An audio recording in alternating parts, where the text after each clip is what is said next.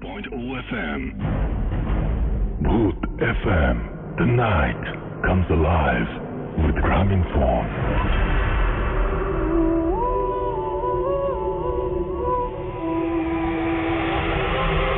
কথায় আছে, যেখানে বাঘের ভয় সেখানে রাত্রি হয়।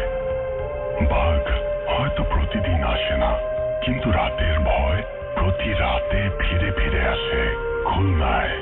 তাই তো এখানকার মানুষের মুখে মুখে ফেরে ভয়ের গল্প। ভূত এফএম এ এই শহর যে কত গল্প পাঠিয়েছে তার কোনো হিসেব নেই। এই খুলনায় আছে বিশ্বের অন্যতম ম্যানগ্রোভ ফরেস্ট সুন্দরবন। বাংলাদেশের প্রাচীনতম বন্দরগুলোর মধ্যে খুলনা অন্যতম। রূপসা ও ভৈরব নদীর তীরে অবস্থিত খুলনার মাত্র ৪৮ কিলোমিটার দূরে এই মংলা বন্দর।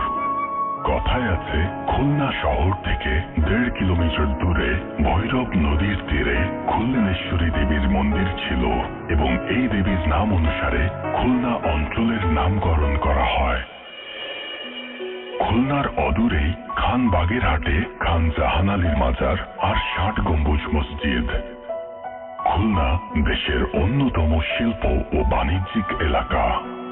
মংলা বন্দরে কত দেশ থেকে আসে কত মানুষ, নিয়ে আসে পসরা, নিয়ে আসে ভয়।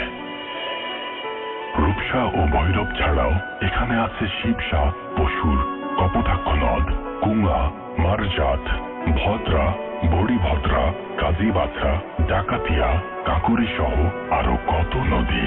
তাই তো এখানকার মাঝিদের মুখে মুখে ফেরে কত কত গল্প। সুন্দরবনে শিকারীর চোখে নেমে আসে অজানা ভয়। কাঠ কাটতে গিয়ে কাঠুরিয়ার চোখের সামনে হঠাৎ ভেসে ওঠে এক অচেনা পৃথিবী। খুলনায় আছে সমুদ্রের ঢেউয়ের মতো নোনা ভয়, সুন্দরবনের মধুর মতো মিষ্টি ভয়। আছে বাঘের হুঙ্কারের চেয়েও আরো জোরালো ভয়। চোখ বন্ধ করুন, খুলে দিন মনের জানালা। দেখবেন ভয়ের ডানায় চড়ে আপনি কখন চলে এসেছেন খুলনায়, সুন্দরবনের গহীন অরণ্যে, সমুদ্রের অতলে অথবা কোন জেলে নৌকায়।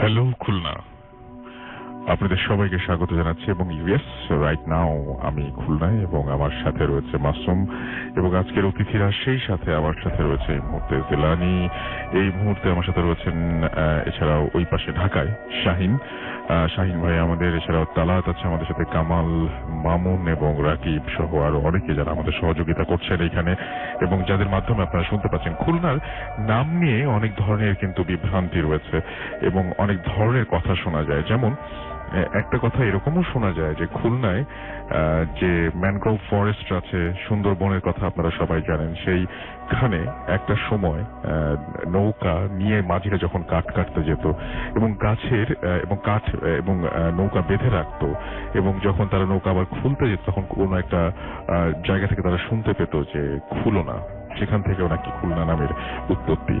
নাও খুলো না, সেখান থেকে খুলনায়। আবার আমরা আরো অনেক কিছু এমনিতেও একটু আগেও শুনলাম। তো এরকম নানান ধরনের কথা রয়েছে।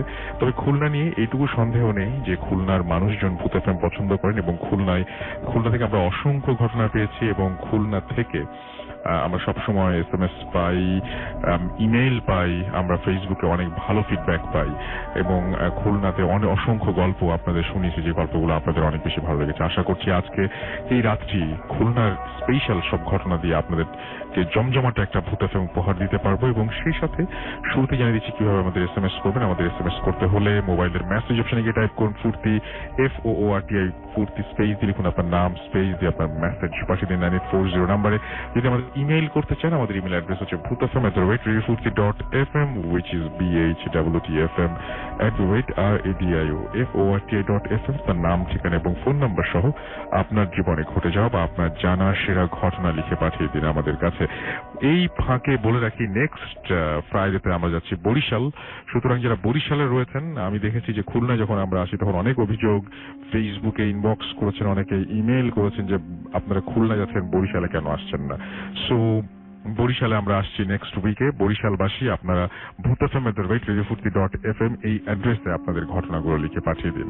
আর যারা যশোরে রয়েছেন তাদের অনেকেরই কাছ থেকে অভিযোগ পেয়েছি আমরা কেন যশোরে যাচ্ছি না। যশোর থেকে খুলনা এত বেশি কাছে, ইনফ্যাক্ট আমাদেরও যশোরে নেমে তারপরে খুলনায় আসতে হয়। সো সেই কারণেই আমার মনে হয় যে যশোর এবং খুলনাকে আলাদা করার কিছু নেই। আর আমাদের ফেসবুকের পেজ যদি আপনারা ভিজিট করতে চান, চলে যান www.facebook.com/radiofurti and www.facebook.com/bhutfm.russell এই দুটো অ্যাড্রেসে, এবং সেখানে গিয়ে আমাদের যে আজকের অতিথিরা রয়েছেন সেই অতিথিদের আপনি লাইক দিতে পারেন, কমেন্ট দিতে পারেন। এবং young tigers reach semifinal, congratulations to young tigers. আপনারা জানেন বাংলাদেশ আন্ডার 19 টিম এইরকম একটা বিরল সম্মান পেয়ে বসেছে, যারা অর্জন করেছেন। আজকে তারা সেমিফাইনাল খেলবেন এবং আজকে নেপালকে তারা পরাজিত করেছেন বাই 6 উইকেটস। এবং এটা একটা বিরাট আমাদের জন্য একটা, মানে কি বলবো, যে আমাদের একটা বিরাট গৌরবের ব্যাপার। সো ইয়াং টাইগার্সদের জন্য রইল অনেক অনেক মানে ভয়ঙ্কর শুভেচ্ছা ভূত এফএম এর পক্ষ থেকে। যাই হোক, আমরা চলে যাব আমাদের ঘটনায়। এই মুহূর্তে আমার সঙ্গে রয়েছেন ইয়াসির। আমি একটা কথা বলে রাখি যে আজকে রাত যত বেশি হবে ভয় তত বাড়বে। So stay tune to us, and আশা করছি পুরো সময়টা আমাদের সঙ্গে থাকবেন। ইয়াসির, আপনাকে আমি কয়েকটা কোয়েশ্চেন করতে চাই। ফার্স্ট অফ অল, যে কোয়েশ্চেনটা আমি করবো আপনাকে সেটা হচ্ছে যে আপনি আমাকে বলেছেন আপনাদের পরিবারে আপনার একজন আত্মীয়, দেখেন কত অদ্ভুত ঘটনা ঘটে এই খুলনায়, আপনার একজন আত্মীয়, তিনি মানুষ নন, রাইট? একটু কাছে নিয়ে কথা বলতে হবে। এরকমই কে হন তিনি? আচ্ছা ভাই, সেটা হলো কি আমার মানে মামি হয়, আর মামিটা হলো কি আমার রিলেটিভের, মানে কি আমার আম্মুর কাজিনের আর কি ওয়াইফ। এবং আপনি তাকে নিজের চোখে দেখেছেন? হ্যাঁ, নিজের চোখে। এবং আপনি বলেছিলেন যে খুলনাও আসছে। হ্যাঁ, এবং হ্যাঁ আপনি বলছেন যে তার মধ্যে কোনো অস্বাভাবিকতা নেই। না ভাই, কোনো অস্বাভাবিকতা নাই। থাকেন তারা? আচ্ছা ভাই, আসলে একটা কথা কি, তবে আমি এটা আমার নানুর কাছে শুনছি, মানে যে সে নাকি মনে করেন যখন মনে করেন আপনার কাজ টাজ যখন করতো তখন অনেক সময় হাত বাড়ায় প্রথম দিকে কাজ করতো, মানে হাতটা নরমালি যেরকম শোনা যায় সেরকম। হ্যাঁ, কিন্তু পরে আর ওইটা দেখা যায়নি। এবং আপনি বলছিলেন তার নাকি মাঝে মাঝে আত্মীয়রাও তার উপরে এসে ভর করেন। এবং যে দুজন আত্মীয় যে তার উপরে এসে ভর করেন, তারা কারা? আচ্ছা ভাই, একটা হলো গিয়ে তার চাচা, ঠিক আছে, তার চাচা, আর একটা হলো গিয়ে তার চাচাতো বোন, দুইজন। চাচা এবং চাচাতো বোন দুজন আসেন, তখন তিনি আবার অস্বাভাবিক আচরণ করেন। এমনিতে তিনি আপনাদের পরিবারের কোনোদিন কোনো উপকার বা কোনো ক্ষতি করেছেন? হ্যাঁ ভাই, আমি উপকারের ভিতর আপনার একটা বলি, মানে আমার মানে রিলেটিভের, মানে আমার ফ্যামিলির ভিতরে একটা কাহিনী হয়েছে। আসলে গিয়ে আমার একবার আমাদের নানা বাড়ি দলিল পাওয়া যাচ্ছিল না, ঠিক আছে, তো দলিলটা খুব ইম্পর্টেন্ট ছিল। না পাওয়ার পরে আমার ওই মামির কাছে যাওয়া হয়েছিল, তো তার জিজ্ঞেস করা হয়েছিল, সে বলছিল যে আপনার ইসেই আছে, আপনার ট্রাঙ্কের ভিতরই আছে, ঠিক আছে। তো বলার পরে সেইখান থেকে যেখান থেকে বলছে সেখান থেকে বের হয়েছে জিনিসটা। এবং উনি এরকম অনেক কিছু বলে দিতে পারেন।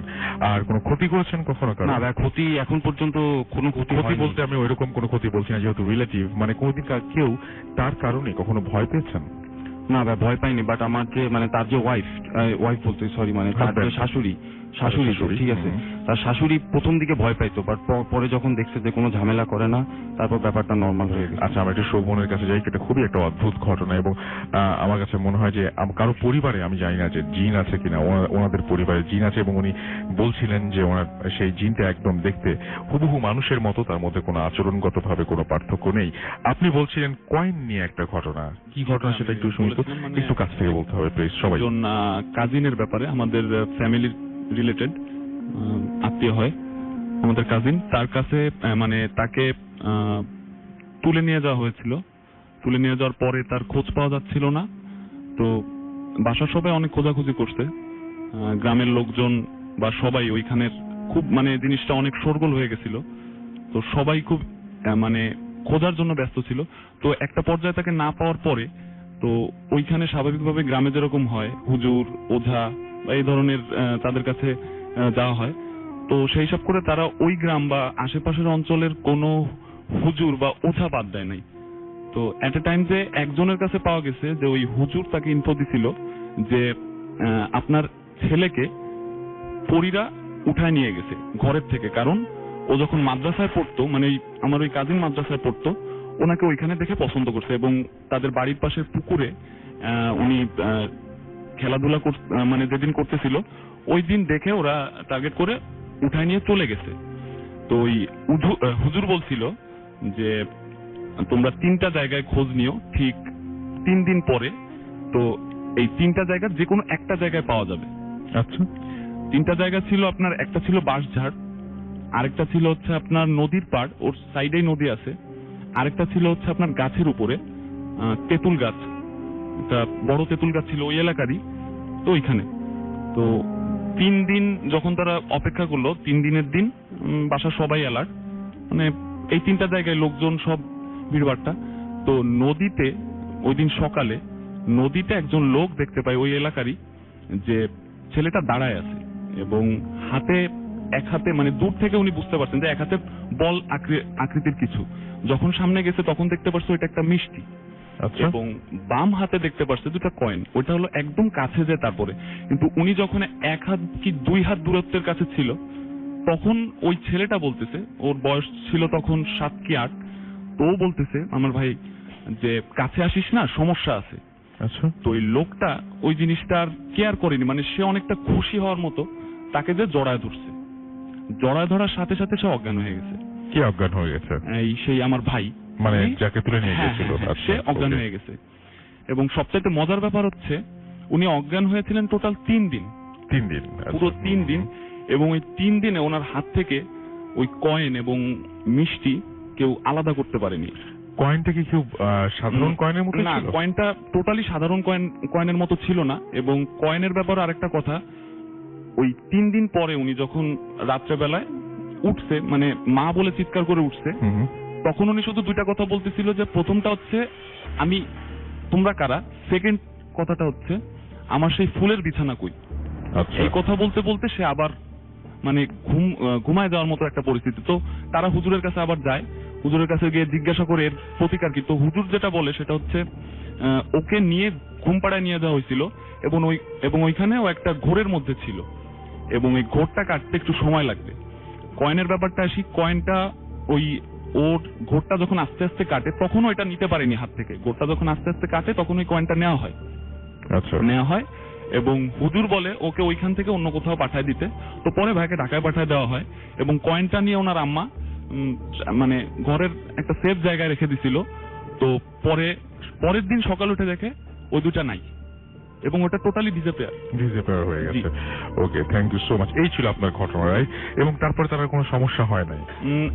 হ্যাঁ, এইটুকু বলি যে সে যখন মানে ওইখানে ওর পরের দিনই পাঠায় দেওয়া হয় না, যেহেতু ওই যে বললাম আপনাকে যে ঘোরের মধ্যে ছিল। তো সে অনুভব করতো, যেমন ধরেন রাত্রে তাকে কখনো একা রাখা হতো না, কিন্তু ওই ঘটনার পরের থেকে মা পাশে ঘুমাইতো রাত্রে।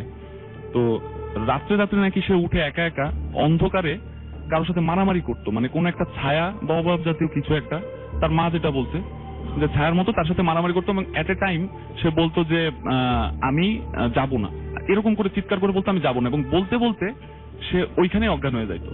তো এই জিনিস চিন্তা করার পরে খুব শিগগিরই হয়তো 1 মাস বা 1.5 মাস টাইমের পরে তাকে ঢাকায় পাঠিয়ে দেওয়া হয়। তো ঢাকায় যেও সে ফিল করতো সে খাট থেকে অনেকটা উপর হয়ে গেছে এবং সেটা ঘুমের মধ্যে বুঝতে পারতো।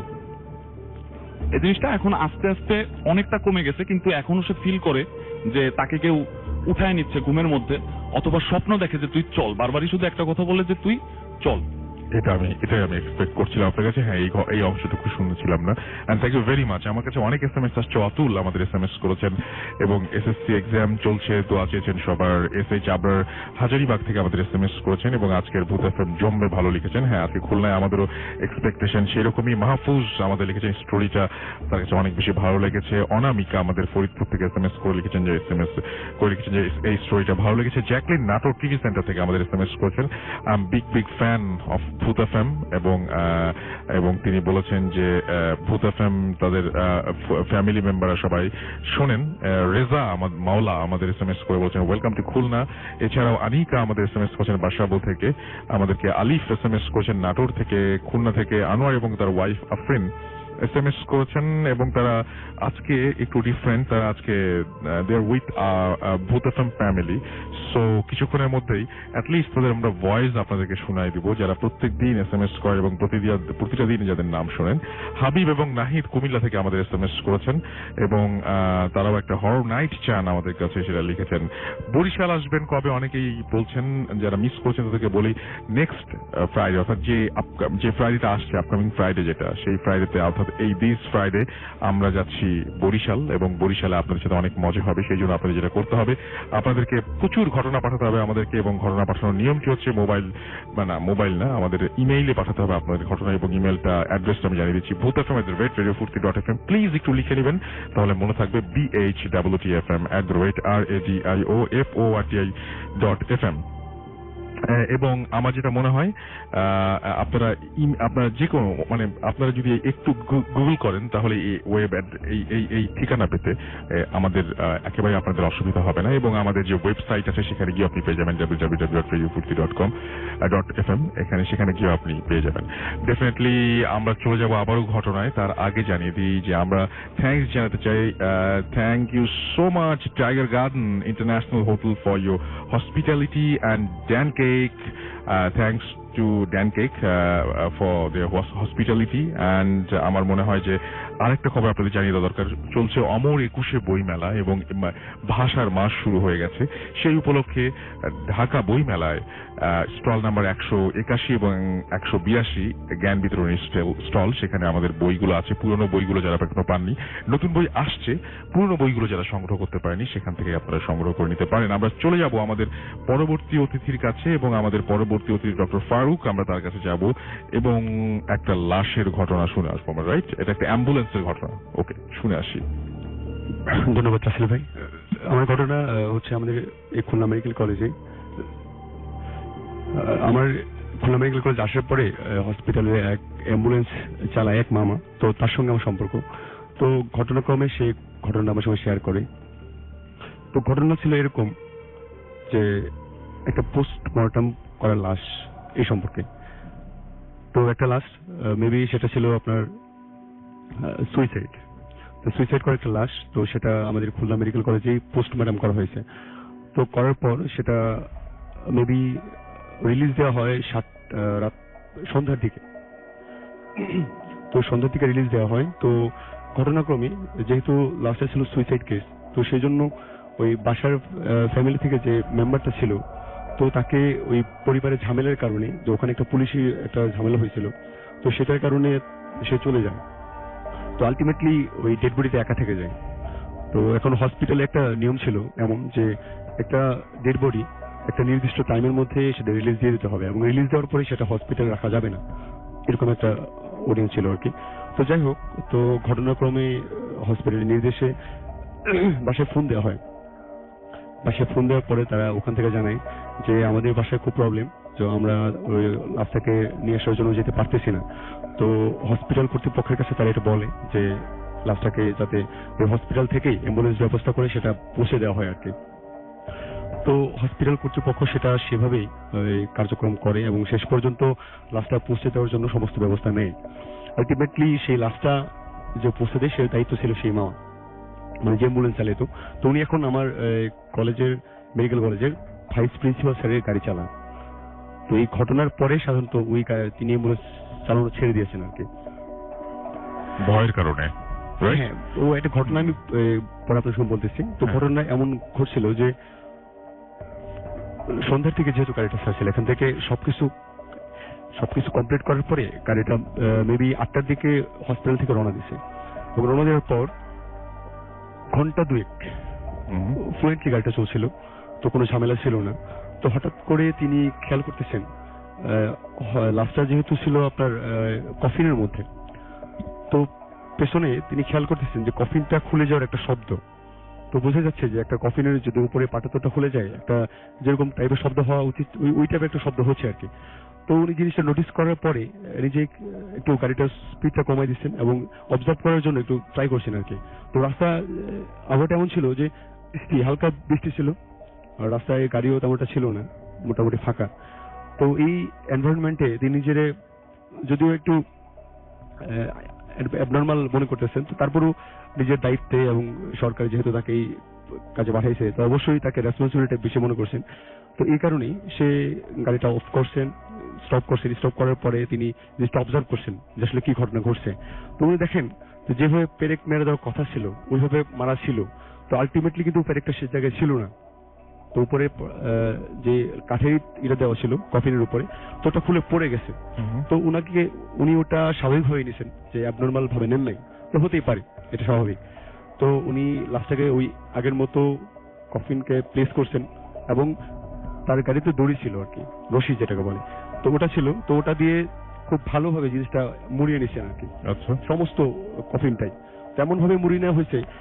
সাধারণভাবেই ওটা সাধারণত মানে হয়ে যাওয়ার কথা না, খুলে যাওয়ার কথা না, তো আলটিমেটলি কিন্তু খুলে গেছে এক পর্যায়ে।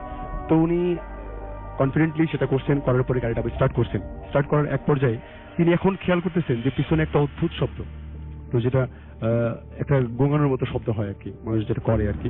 তো এই টাইপের একটা শব্দ তিনি শুনতে পাচ্ছেন। তো হঠাৎ করে তিনি, যেহেতু ভয়টা তার বেড়ে যাচ্ছে, ক্রমেই বেড়ে যাচ্ছে, শব্দটাও বেড়ে যাচ্ছে, কারণ হচ্ছে তিনি এই ভয়টা পাওয়ার পরেই আস্তে আস্তে গাড়ির স্পিডটা কমে যাচ্ছে। তো এই ভয়ে তিনি এবার কি করলেন, এবার গাড়িটা আবার স্টপ করলেন। তো এবার দেখলেন যে আগে যে রশি পাচ্ছিলেন, তো রশিটা কিন্তু এবার খুলে গেছে। রশি খুলে যাওয়ার পরে কফিনটা ওই আগের মতোই উপরের পাটাতনটা খুলে আসছে। খুলে আসার পরে এবার দেখেন ডেড বডিটা গাড়ির যে ফ্লোর আছে ঠিক ফ্লোরের মধ্যে পড়ে আছে। তো এবার কিন্তু মোটামুটি অনেকটা ভয় পেয়েছেন। তো ভয় পাওয়ার পর এখন কি করবেন বুঝতেছেন না, যে রাস্তার মধ্যে কিন্তু নির্জন রাস্তা, কেউ নাই, দু একটা গাড়ি চলতেছে হাইওয়েতে যেগুলো চলে। তো এই পর্যায়ে তিনি এখন কি করবেন ডিসিশন নিতে পারতেছেন না, কারণ একটু ভয় লাগতেছে, কিন্তু দায়িত্ব তার বড়। তো এই পর্যায়ে শেষ পর্যন্ত তিনি কি করলেন, গাড়িটা আপনার আবার আগের মতো চালালেন। চালার পর এক পর্যায়ে ঘন্টা দুয়েক প্রায় বাড়ির কাছাকাছি পৌঁছে গেছেন, আর 20 মিনিট লাগবে মেবি। তো এই মুহূর্তে তিনি নোটিশ করতেছেন তিনি যে সিটে বসছেন তার পিছনে একটা ধাক্কা লাগতেছে, মনে হচ্ছে যে কেউ তাকে ধাক্কা দিচ্ছে। আচ্ছা। তো এই পর্যায়ে তিনি নিজেকে আর কন্ট্রোল করতে পারেন নাই শেষ পর্যন্ত, এবং ধাক্কাটা এমন ভাবে আসতেছিল যে তাকে মনে হচ্ছে যে ফেলে দিবে আর কি গাড়ি থেকে। বুঝতে পেরেছি। তারপরে সে ওই একই অবস্থায় সে বাড়ি 20 মিনিট আগে আর কি, তখন কাঁচা রাস্তায় ঢুকছে আর কি, গ্রামে যাবে এই অবস্থায়। তো তার সেন্স মোটামুটি সেন্সলেস হয়ে গেছেন। তো তিনি গাড়িটা প্রেস করতে পারেন নাই, রাস্তার মধ্যে তিনি পড়ে গেছেন, রাস্তা থেকে ওই দরজা থেকে পড়ে গেছেন। এবং সকালে যখন গ্রামের লোকজন আসে, তো এসে দেখে যে লাশটা মাটিতে পড়ে আছে, গাড়ি থেকে মাটিতে পড়ে আছে, এবং তিনিও ওই রাস্তার ধারে পড়ে আছেন। তো গ্রামের লোকজন সকালবেলা উঠে তো তাকে ওইভাবে যখন সেন্স ফিরে আসছে, তখন তার কাছে ঘটনাগুলো শুনছেন। তো শোনার পরে ওই ডেড বডি যে ছিল তাদের কাছে ছিল, তো তাদের কাছে হস্তান্তর করে দেওয়া হয়েছে, এবং শেষ পর্যায়ে তিনি ওই সুস্থ হয়ে ফিরে আসছেন। এবং সেদিনকার পর থেকে তিনি আর ওই হসপিটালের অ্যাম্বুলেন্সের দায়িত্ব থেকে মোটামুটি অবসর নিয়েছেন। এখন তিনি আমার ভাইস প্রিন্সিপাল স্যারের গাড়ি চালান। অনেক ধন্যবাদ আপনাকে। আমরা চলে যাওয়ার ছোট্ট ব্রেকে তার আগে বলি যে আমাদের কাছে অনেকে SMS করছেন এখনো পর্যন্ত, এবং আমরা আগামী সপ্তাহে যাব বরিশালে, আপনাদের সেটা জানিয়ে রাখি। এবং বরিশালে আপনাদের যারা আপনারা শুনছেন আমাদেরকে এই মুহূর্তে তাদেরকে বলতে চাই যে অবশ্যই আমাদের SMS করুন। SMS করার নিয়ম এবং জানিয়ে দিন যে আপনারা শুনছেন, এবং আমাদেরকে ইমেল করে পাঠিয়ে দিন আপনাদের ঘটনা। আমাদের ইমেল অ্যাড্রেস হচ্ছে bhutfm@radiofurti.fm, which is bhwtfm@radioforti.fm। আপনার নাম, ঠিকানা এবং ফোন নাম্বার সহ আপনার জীবনের সেরা ঘটনা লিখে পাঠিয়ে দিন আমাদের কাছে। এবং ফেসবুকে অনেকে লিখছেন দেখছে, এখানে তানভীর মিজান আমাদের সাথে আছেন, এবং তিনি বাস্তবে একটা ঘটনা শেয়ার করতেছেন। ঘটনা শেয়ার করলে অবশ্যই ইমেলের মাধ্যমে শেয়ার করতে হবে। এবং ভয় করে ভাইয়া মধ্যরাতে রাস্তা দিয়ে একা চলাচল করতে ভয় লাগে, এমডি মুত্তাজুল ইসলাম এটা আমাদের লিখেছেন। এছাড়াও আমাদের নওশিন হাফিজ আমাদের এখানে লিখেছেন, এবং চিটাগাং আবার যাওয়ার আমন্ত্রণ জানিয়েছেন তিনি ইনশাআল্লাহ। অরিজিৎ শুভ, এছাড়াও টাইমলেস সময় সহ আরো অনেকে আমাদের সাথে আছেন এই মুহূর্তে। তো আমরা ছোট্ট একটা ব্রেকে চলে যাচ্ছি, আর ব্রেকের সেই টাইমটাতে কি আর করবেন, যারা অলরেডি আমাদের সাথে রয়েছেন তারা একটা ড্যান কেক খেয়ে নিতে পারেন এই ব্রেকের মধ্যে। আর আমরা ফিরে আসবো ব্রেকের পরে আবারও দারুণ সব ঘটনা নিয়ে। সেই পর্যন্ত আমাদের সঙ্গে থাকুন। স্টে টিউন টু রেডিও ফুর্তি অ্যান্ড ডোন্ট স্টপ দ্য ফুর্তি। Bhoot FM. The night comes alive with Gramophone.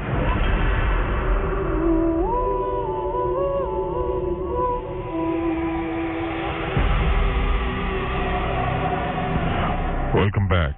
শুনছেন সবসময় রেডিও ফুর্তি অ্যান্ড চলছে ভূত এফএম। আপনাদের সবাইকে আবারও আমন্ত্রণ জানাচ্ছি এবং আমি রাসেল আছি সাথে। আমাদের সাথে রয়েছে মাসুম এবং আজকের অতিথিরা।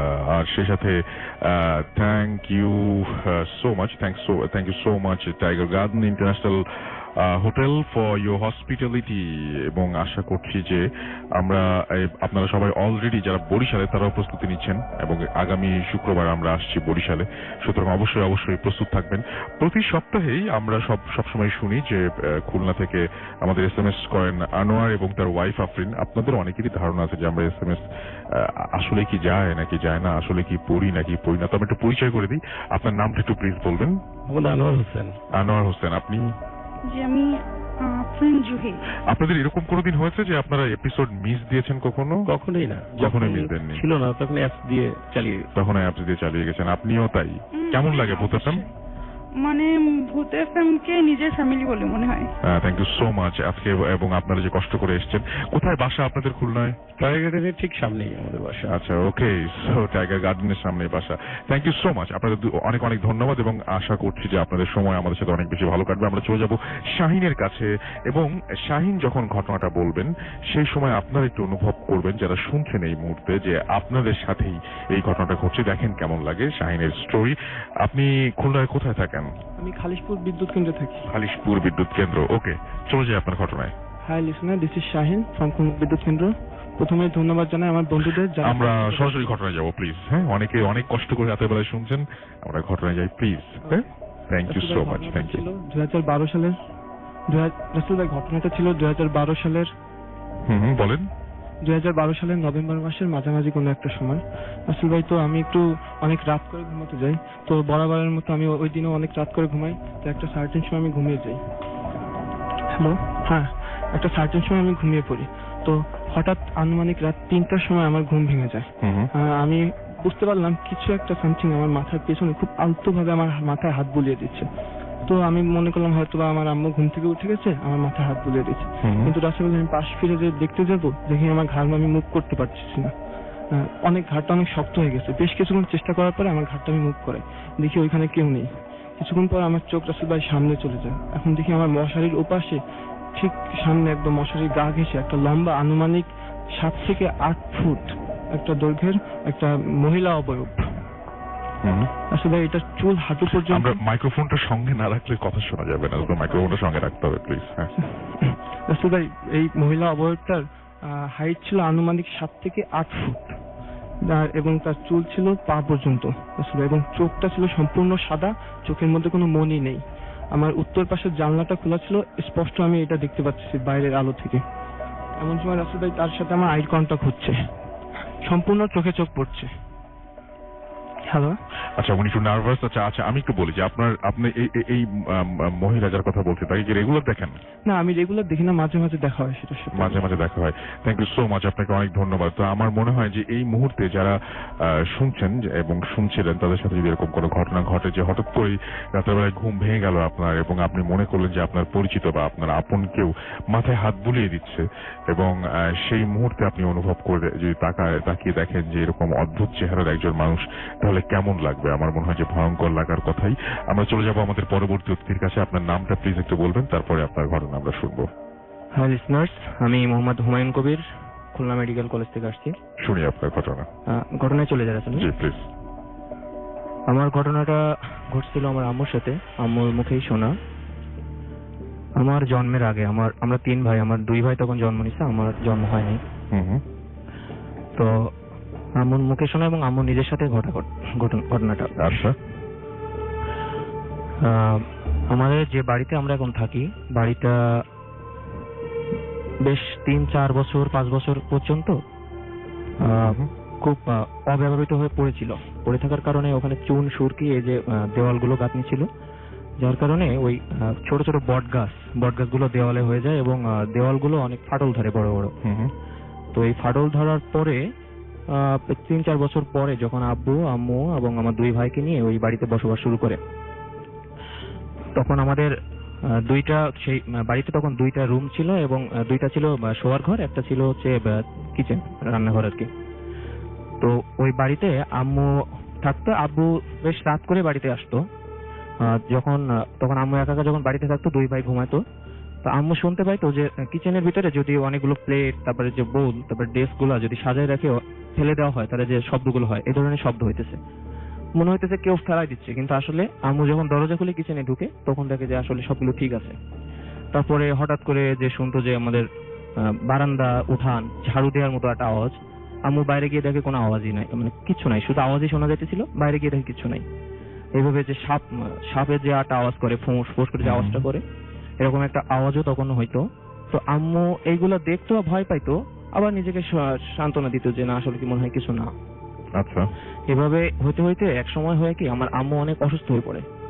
এমন অসুস্থ যে ওষুধ, ডাক্তার দেখানো হতো, ওষুধ খাইতো, কোনো ওষুধেই কাজ হতো না, সবকিছু বমি হয়ে উঠে যাইতো। তো এরকম হইতে হইতে আমাদের পাশের বাড়ির একজন মহিলা আব্বুকে বললো যে একটা মৌলবী আছে 2 গ্রাম পরে, জালাল মৌলবী বলে একটা মৌলবী, ওই মৌলবীকে একটু দেখাইতে পারো তোমরা, মৌলবী অনেক ভালো। আচ্ছা। তো আব্বু এই কথা শুনে একদিন মৌলবীর বাড়ির উদ্দেশ্যে রওনা দিল। সেদিন কোনো মেঘ ছিল না আকাশে, আকাশ ভালোই ছিল, দিন রৌদ্রোজ্জ্বল দিন ছিল। তো আব্বু যখন রওনা দেয়, কিছু দূর যাওয়ার পরে হঠাৎ করে নাকি মেঘ হয়েছে এবং সেই মেঘে অনেক জোরে ঝড় হচ্ছে। সেই ঝড়ে আব্বু মানে সাইকেল চালাইতে পারতেছে না। আব্বু তখন সাইকেল থেকে নেমে সাইকেলটা ঠেলতে ঠেলতে নিয়ে গেছে। তো যাওয়ার পরে অনেক কষ্টে যখন সেই মৌলবীর বাসায় পৌঁছানোর পরে দেখে যে সে মৌলবী বাড়িতেই নাই। আচ্ছা। তখন মৌলবী যখন বাড়িতে নাই, আব্বু একটা চিরকুট লিখে পাঠিয়ে দিয়ে রেখে আসছে মৌলবীর বাড়িতে। মৌলবী এটা দেখে আমাদের বাড়িতে আসছে। আসার পরে মৌলবী এসে দেখে যে হ্যাঁ, এটা জিনের একটা আসর আছে এর উপরে, আমার আম্মুর উপরে, যার কারণে কোনো ওষুধেই কাজ হইতেছে না, জিনটা তাড়াইতে হবে। তো মৌলবী দেখলো যে আমার আম্মুর উপরে যদি দোয়া কালাম করে জিন তাড়াতে হয়, তাহলে আম্মু অনেক অসুস্থ, কাজ করতে পারবে না। তো সেহেতু দূর থেকে জিনটা যেন না আসতে পারে, এটা বন্ধ করার ব্যবস্থা মৌলবী করে। সেটা কিভাবে করলো? তো তখন মৌলবী আমাদের বাড়ির যে সীমানা আছে, সীমানাতে অনেকগুলো তাবিজ, যে বোতলের মধ্যে করে তাবিজ পুঁতে দিল। দেওয়ার পরে আমার আম্মু তো কিছু খাইতো না, এই কথা শুনে মৌলবী তখন আম্মুর জন্য 1 প্লেট ভাত নিয়ে আসতে বললো এবং দুধ, মানে 1 কাপ দুধ একেবারে ভালোভাবে জ্বালানো, কোনো পানি ছাড়া, এই দুধ আর এবং পুরানো যে তেঁতুল থাকে বাড়িতে, এই তেঁতুল, সবগুলো মাখায় মৌলবী নিজে হাতে মাখালো এবং অনেক দোয়া দুরুদ করলো, করে আমার আম্মুরে খাওয়ালো। তো যে আম্মু কিছু খাইতে পারতো না, এর আগে মানে বমি হয়ে উঠে যাইতো, তিনি তখন ওই খাইলেন এবং পুরোটাই খাইলেন। আচ্ছা। তারপরে মৌলবী বললো যে হ্যাঁ, এবার এখন সুস্থ আছে, আর জিন আসর করতে পারবে না, তুমি ওষুধ ডাক্তার দেখাতে পারো। তারপর মুখে ডাক্তার দেখানো হলো। তো ইতিমধ্যে যখন অনেকদিন চলে গেল, খুব ভালোভাবে গেছে, সমস্যা হয় নাই। আমাদের বাড়িটা রিপেয়ার করার জন্য রাজমিস্ত্রির কাজে লাগানো ছিল। তো রাজমিস্ত্রি কাজ করার সময় সে সচরাচর থাকতো না। হঠাৎ করে একদিন সে আমাদের রাত্রে আমাদের বাড়িতে থাকলো। বাড়িতে থাকার জন্য তার যে বারান্দাটা চালির ব্যবস্থা করে, সেই বারান্দায় তাকে রাখা হয়েছিল। তো ওই চালিতে একদিন রাত্রে সে শুয়ে দেখছে যে 2টা পা এবং 2টা হাত, 2টাই তার চালির সাথে লাগানো, এবং একটা মহিলা, মানে শেপটা মহিলার মতো, সে তার লম্বা চুলগুলো ছাড়াই দিয়ে এইভাবে মানে মিস্ত্রির উপরে তার চুলগুলো বোলাই দিচ্ছে, 2 হাত 2 পা 2টা চালির উপরে। মিস্ত্রি থেকে এরকম একটা দৃশ্য দেখে মিস্ত্রি তো মানে সে প্রচুর ভয় পেয়ে গেছে এবং চিল্লাচিল্লি শুরু করেছে। করার পরে আব্বু এসে বাইরে আসার পরে মিস্ত্রিকে উঠালেন এবং পানি খাওয়ালেন, যে হুজুরের পড়া পানি ছিল সেটা খাওয়ালেন। মিস্ত্রি অনেক ভয় পেয়ে গেছিল, অনেক কাঁপাকাঁপি করছিল, অনেক ঘাম ছিল। তো এটার পর থেকে সেই মিস্ত্রি আমাদের বাসাতে অনেক দিন তার কাজ করানো হয়েছে এবং সে কোনোদিনও আমাদের বাড়িতে আর রাত যাপন করেনি। এ পর্যন্ত আমরা তাকে এখনো পর্যন্ত কখনো আমাদের বাড়িতে তার রাত যাপন করতে দেখি নাই, বা তার যতই বলি না, যত রাত হোক সে বাড়িতেই রওনা দেয়। এখন কি আপনাদের বাসায় কোনো সমস্যা আছে? এখন আলহামদুলিল্লাহ কোনো সমস্যা নেই। Thank you so much. আমরা চলে যাবো আমাদের পরবর্তী অতিথির কাছে এবং ইন দ্য মিন টাইম আমরা কিছু SMS পড়ে ফেলি। মাইশা আমাদের SMS করেছেন ময়মনসিংহ থেকে, লিখেছেন যে ভূত এফএম তাকে অনেক ভালো লাগছে। কাইয়ুম হাসান পিরোজপুর থেকে আমাদের SMS করেছেন এবং আমাদের সঙ্গে রয়েছেন তিনি। মায়া খুলনা থেকে আমাদের সাথে রয়েছেন এবং ওয়েলকাম টু খুলনা জানিয়েছেন। আজকে ভূত এফএম অনেক স্পেশাল এবং ভয়ের হবে। আমরা খুব হোপফুল যে অনেক বেশি ভালো হবে। ইতি খুলনা থেকে লিখেছেন, ওয়েলকাম টু খুলনা, খুব ভালো লাগছে আজকে শুনতে। শান্ত আমাদের SMS করেছেন, খুলনায় রেডিও ফুর্তির স্টুডিও আছে কিন্তু, and the night comes live with Grameenphone. আপনারা সবাই জানেন যে গ্রামীণ ফোন এবং আমাদের সঙ্গে আছে এবং আমরা সহযোগিতা পেলে যেতে চাই। এবং সেই সাথে আরো একবার জানিয়ে দিই আপনাদেরকে যে আমাদের খুলনায় যে রেডিও ফুর্তি স্টুডিও আছে এবং সেই সাথে খুলনাবাসী রেডিও ফুর্তি শুনতে পাচ্ছেন এবং খুলনাবাসী খুব আগ্রহ নিয়েই ভূত এফএম শোনেন সবসময়। তাদের কাছ থেকে অনেক ভালো রেসপন্স আমরা পাই। আর শুভ আমাদের সাথে আছেন, শুক্তি আমাদের সাথে রয়েছে নেত্রকোনা থেকে, ইদিতা ময়মনসিং থেকে আমাদের সঙ্গে আছেন, আমাদের সঙ্গে রয়েছেন সুজন ময়মনসিং থেকে, সাগর খান আমাদের সাথে আছেন, আকিব আমাদের সাথে রয়েছেন, দেখতে পাচ্ছি আরাফাত ঢাকা থেকে অসম লিখেছেন তিনি। এছাড়াও এমডি আহাদ খুলনা থেকে আমাদের সাথে রয়েছেন, আমাদের সাথে রয়েছেন প্রণব আকাশ ফ্রম ফুলবাড়িয়া, এছাড়াও শান আমাদের সাথে রয়েছেন ফরিদপুরে, এছাড়াও দেখতে পাচ্ছি যে আমাদের সাথে রয়েছেন সৈকত এবং আরিফ এবং তার ওয়াইফ রুম্পা হবিগঞ্জ থেকে আমাদের সাথে রয়েছেন। নেক্সট ফ্রাইডে আমরা যাচ্ছি বরিশালে, সুতরাং বরিশালবাসী আপনারা অবশ্যই রেডি থাকবেন এবং আমাদের জমজমাট ভূত এফএম উপহার দিতে চাই আপনাদেরকে। আমরা চলে যাচ্ছি আমাদের পরবর্তী অতিথির কাছে। আপনার নামটা একটু বলবেন, আপনি খুলনার কোথা থেকে এসেছেন, তারপরে আপনার ঘটনায় যাব। থ্যাংক ইউ রাসেল ভাই। হাই লিসনার্স, আমি মেহেদি হাসান শাওন, আসছিলাম খালিশপুর নেভিগেট থেকে। ওকে, সো আপনি বলবেন একটা লাশের কাহিনী, রাইট? জি জি, শুনি। আচ্ছা, আমার এই কাহিনীটা আমার এক ফ্রেন্ডের সাথে ঘটা। এটা খুব রিসেন্টলি, ডিসেম্বর মাসে। হ্যাঁ, ডিসেম্বর মাসে প্রথম দিকে। হ্যাঁ, আচ্ছা, 2015-এর ডিসেম্বর মাসে। আমার ফ্রেন্ডের নাম সবুজ। সে খুলনা আলিয়া মাদ্রাসার একজন স্টুডেন্ট ছিল। তো আমার ফ্রেন্ডের একটা রিলেটিভ ছিল। তো রিলেটিভটা একদিন হঠাৎ করে মানে সাডেনলি ডেথ হয় রোড অ্যাক্সিডেন্টে। তো রোড অ্যাক্সিডেন্টে ডেথ হওয়ার পরে তাকে যথাযথভাবে হসপিটাল নেওয়া হয়, খুলনা মেডিকেল কলেজ হসপিটালে। তো সেখানে আপনি জানেন যে ডেড বডি যেসব কেস আছে, অ্যাক্সিডেন্ট কেস আছে, সেসব কেসে পুলিশ সাধারণত পোস্টমর্টম ছাড়া কোনো মানে ডেড বডি হ্যান্ড ওভার করে না প্যারেন্টসদের কাছে। সো বাট আমার ফ্রেন্ডের রিলেটিভরা সেই ডেড বডিটা কোনো মতো পোস্টমর্টম ছাড়াই মানে পুলিশের কাছে দাবি করে যে আপনার পোস্টমর্টম ছাড়াই আমাদের ডেড বডিটা দিয়ে দেন। বাট পুলিশ কোনোভাবেই মানে না। সো যথাযথভাবে পোস্টমর্টম হয়। তো পোস্টমর্টম শেষে আবার একটা নিয়ম আছে যে পুলিশ শেষে যে গার্জিয়ানদের মানে ডেড বডিটা দেখানোর জন্য একবার ডাকেন। আচ্ছা আচ্ছা আচ্ছা। তো তখন আমার ফ্রেন্ডের ওই রিলেটিভের ফ্যামিলিতে কোনো পুরুষ মানুষ না থাকায় আমার ফ্রেন্ডকে এন্ড ওই ফ্যামিলির যে বড় ভাই ছিল তাকে ডাকা হয় ভিতরে ডেড বডিটা দেখার জন্য। আচ্ছা। তো আমার ফ্রেন্ডরা ওই ডক্টরের সাথে যায় খুলনা মেডিকেল কলেজে মর্গে। তো মর্গে তো প্রচুর লাশ। জি। তো তখন আমার ফ্রেন্ডকে যখন ওই লাশটা দেখানো হয়, আমার ফ্রেন্ডটা দেখতেছে যে লাশটার একটা পাশ পুরো থেতলে গেছে, বুকে সেলাই এন্ড ফেসের পুরো একটা সাইড থেকে রক্ত গড়িয়ে পড়তেছে। আচ্ছা। তো এই অবস্থায় আমার ফ্রেন্ড দেখতেছে যে লাশটা তার দিকে তাকিয়ে আছে। আচ্ছা। তো এটা হওয়া সম্ভব না, বিকজ ডেড বডির লাশ সবসময় চোখ বন্ধ থাকে। যদি বন্ধ করা থাকে আগে তাহলে তো বন্ধই থাকার কথা। হ্যাঁ হ্যাঁ হ্যাঁ। তো আমার ফ্রেন্ডটা দেখতেছে যে না, চোখটা খোলা, তার দিকে তাকিয়ে আছে। আমার ফ্রেন্ডটা খুব ভয় পেল, বাট তখন আপাতত কাউকে কিছু বললো না। মোটামুটি সব কার্যক্রম শেষে ডেড বডিটা হ্যান্ড ওভার করা হয়। তো আমার ফ্রেন্ডের যখন ডেড বডি হ্যান্ড ওভার করা হয়, ডেড বডিটা নিয়ে যাওয়া হবে বগুড়া, তার মায়ের পাশে কবর দেওয়া হবে, এই জন্য বগুড়া নিয়ে যাওয়া হবে ডেড বডিটা। তো একটা অ্যাম্বুলেন্স ঠিক করা হয়, অ্যাম্বুলেন্সে ভাড়াটা মিটিয়ে এখন ডেড বডি নিয়ে যাওয়া হবে বগুড়া। অ্যাম্বুলেন্সটা স্টার্ট করে মোটামুটি ফকিরহাট পর্যন্ত ভালো মতোই পৌঁছায়। আচ্ছা আচ্ছা। ফকিরহাট যাওয়ার পর অ্যাম্বুলেন্স আর চলতেছে না, আর যাচ্ছে না সামনে। তো এখন ড্রাইভারকে বলতেছে কেন যাচ্ছে না। তো তখন ড্রাইভার বলতেছে যে ফার্স্টে বলতেছে যে হয়তোবা অ্যাম্বুলেন্সের পেট্রোল নাই, এই জন্য হয়তোবা যাচ্ছে না অ্যাম্বুলেন্স। তো ড্রাইভার একটু পর চেক করলো, যে দেখলাম যে না, পেট্রোল ঠিক আছে, তেলে কোনো প্রবলেম নাই, বাট অ্যাম্বুলেন্সটা সামনে আগাচ্ছে না। তো এমন অবস্থায় ড্রাইভার শুনতেছে যে পিছন থেকে ডেড বডিটার ওইখান থেকে শব্দ আসতেছে যে আমাকে তোরা এখান থেকে নিয়ে যাস না, ফকিরহাট থেকে তোরা আমাকে নিয়ে যাস না, আমার এখানে অ্যাক্সিডেন্ট হয়েছিল এবং আমার উপরে অনেক অবিচার করা হয়েছে। সো সে জানাচ্ছে যে মানে সে যাবে না এই কারণে। হ্যাঁ, লাস্টটা বলতেছে যে আমি ফকিরহাট ছেড়ে যাবো না, আমাকে এখান থেকে নিয়ে যাস না। তো আমার ফ্রেন্ডটা শুনতেছে, সরি ড্রাইভারটা শুনতেছে, তো ড্রাইভার এবার পিছনে যে বসা ছিল ওই লাশটার ওয়াইফ প্লাস ওই সেই মামাটা, তো তাকে বলা হচ্ছে যে আপনারা একটু দেখেন লাশটা ঠিক আছে কিনা।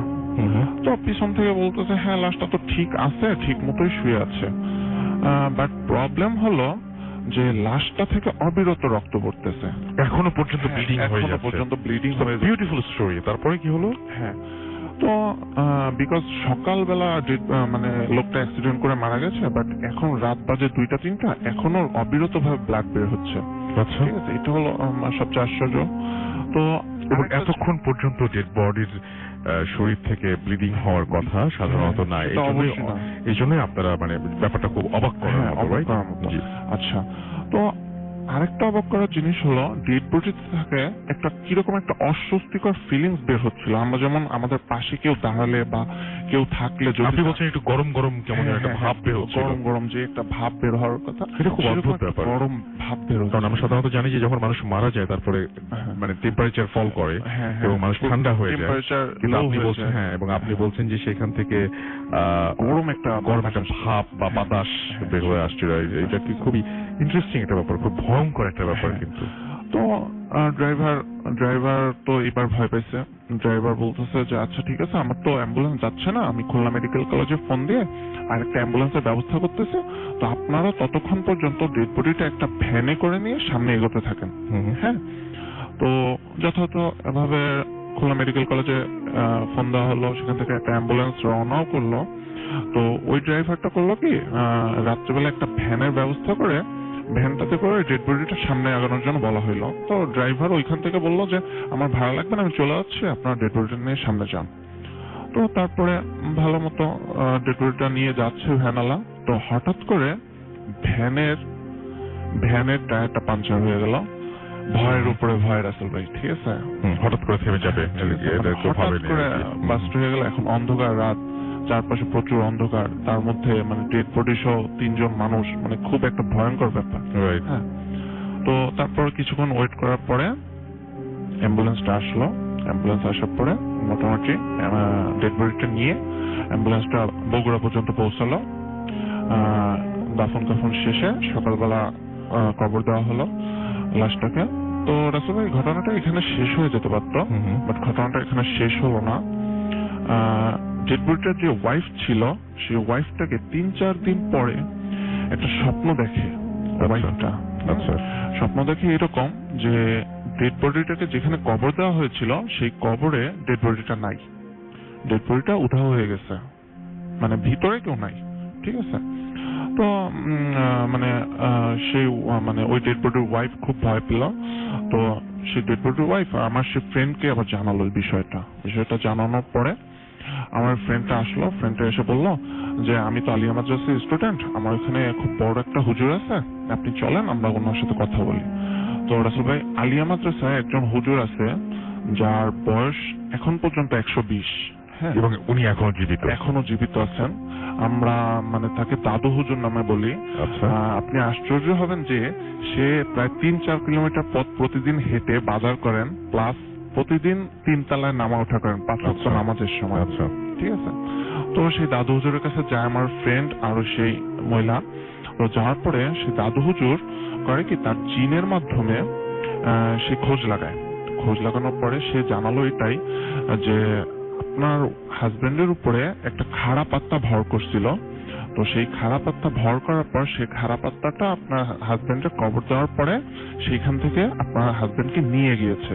আচ্ছা, এবং তিনি আরো বললেন যে যা হয়েছে, আপনি নেক্সট এই কবরটা আর কোনো খোঁড়াখুড়ির ব্যবস্থা করবেন না, কবরটা যেভাবে আছে সেভাবেই থাকুক, আপনারা কোনো খোঁড়াখুড়ির ব্যবস্থা করবেন না।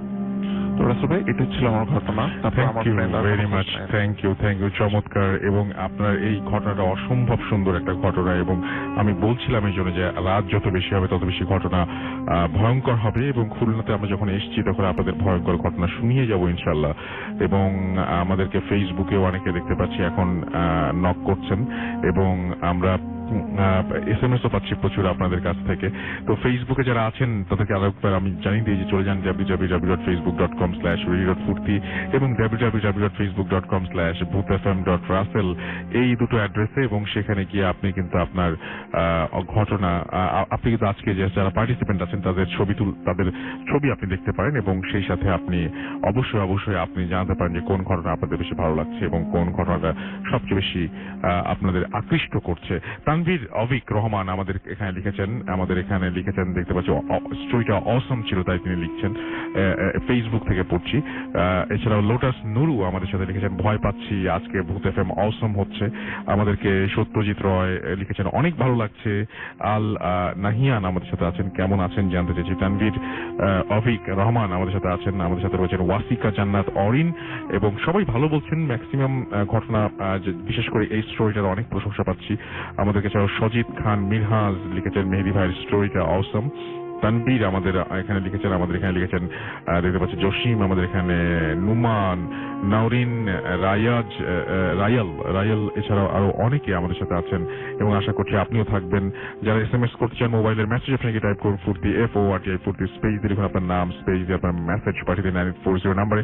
যারা আমাদের ইমেল করতে চান, আগামী সপ্তাহে আমরা আসছি বরিশালে, সুতরাং বরিশালবাসীদের স্পেশালি বলছি চলে যান আমাদের ইমেল অ্যাড্রেসটা লিখে ফেলুন এবং ইমেল করে ফেলুন আপনার ঘটনাটা। এবং যারা দেশের বাইরে রয়েছেন, বরিশালের মানুষ যারা দেশের বাইরে রয়েছেন তারাও কিন্তু চাইলে ঘটনা পাঠাতে পারেন।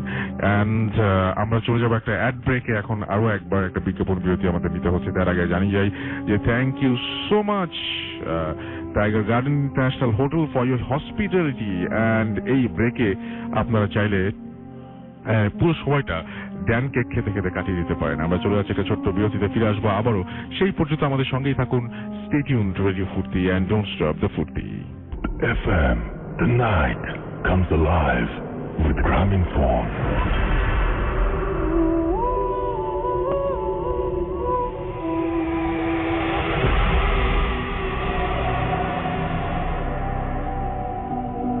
Welcome back. আরো একবার আপনাদের সবাইকে স্বাগত জানাচ্ছি। আমি রাসেল, শুনছেন সবসময় রেডিও ফুর্তি 8.0 FM, এবং চলছে ভূত এফএম। আমাদের সঙ্গে ঢাকায় এই মুহূর্তে অপারেট করছেন শাহিন ভাই, আমাদেরকে কোঅপারেট করছেন এই মুহূর্তে আমাদের এই ভূত এফএম এর প্রডিউসার জিলানি ভাই আমাদের সাথে রয়েছেন, মাসুম ভাই তো আছেনই আমাদের সাথে, এছাড়া রয়েছেন তালাত, কামাল, মামুন এবং রাকিব আমাদের সঙ্গে, যারা অক্লান্ত পরিশ্রম করে আপনাদেরকে এই প্রোগ্রামটি উপভোগ করার ব্যবস্থা করে দিয়েছেন। এছাড়াও আমাদের সঙ্গে এই মুহূর্তে ঢাকা আমি বারবার করে ঢাকা চলে আসছে, খুলনা মেডিকেল কলেজের যারা আমাদের হরর ক্লাব মেম্বারের সদস্যরা তারা রয়েছেন, এবং একটু আগে দুজন ঘটনাও শুনিয়ে গেছেন আপনাদেরকে।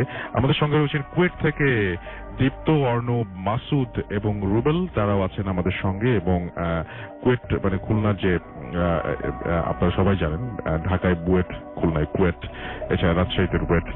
এনিওয়েজ, আমরা চলে যাব ঘটনায়, এবং এই মুহূর্তে আমাদের সঙ্গে যিনি আছেন তিনি হচ্ছেন আমাদের সাথে এখন যিনি ঘটনা শোনাবেন সেটাও লাশ নিয়ে। একটু আগে লাশের ঘটনাটা এত বেশি চমৎকার হলো, সো আমরা সৌরভের কাছে একটা ঘটনা শুনবো। এবং সৌরভের একটা ঘটনা রয়েছে, লাশের সাথে আপনারা কতদিন কাটিয়েছেন বা কত ক্লোজলি আপনারা কাটিয়েছেন সেটা আমি জানি না, আমার জানাও নেই সেটা, বাট ওনার একটা লাশের সাথে খুব একটা অদ্ভুত টাইপের একটা সম্পর্ক ছিল এবং অদ্ভুত কিছু মুহূর্ত কেটেছে, সেই মুহূর্তটাই তিনি বর্ণনা করবেন। আশা করছি ওই সিচুয়েশনে আপনি নিজেকে কল্পনা করলে অনেক অদ্ভুত লাগবে আপনার এই ঘটনাটি। আপনার কাছে আপনার সেই ঘটনাটা শুনি। যে ঘটনাটা তার আগে জানি যে আপনি সৌরভ, আপনার বাসা কোথায় খুলনায়? আমার বাসা সোনাডাঙ্গা আবাসিকে এখন আছে, বাট আমি যে ঘটনাটা বলবো তখন আমি রূপসায় ছিলাম। ওকে, সো আমরা চলে যাই আপনার ঘটনায়। কত বছর আগে ঘটনা হবে এটা? ঘটনাটা হচ্ছে গত বছরের জানুয়ারি মাসের ঘটনা। ওকে, চলে যাই আমরা ঘটনায়। হ্যালো লিসেনার, আমি সৌরভ। তো ঘটনাটা গত বছরের জানুয়ারি মাসে। স্বাভাবিকভাবেই প্রতিদিনের কাজ সেরে আমি রাতে বাসায় যাই। আমি রাত্রে 11টা থেকে 11:30টার দিকে আমার আম্মুর সাথে খেতে বসি। তো খেতে বসার সাথে সাথেই আমি একটা চিৎকার শুনতে পাই, বাইরে অনেক হুলস্থুল ভাবে চিৎকার হচ্ছে। দেন আমি আর আমার আম্মু পাশের বাসায় যেহেতু চিৎকার হচ্ছে, দুইজনে দৌড় দিয়ে বের হয়ে যায়।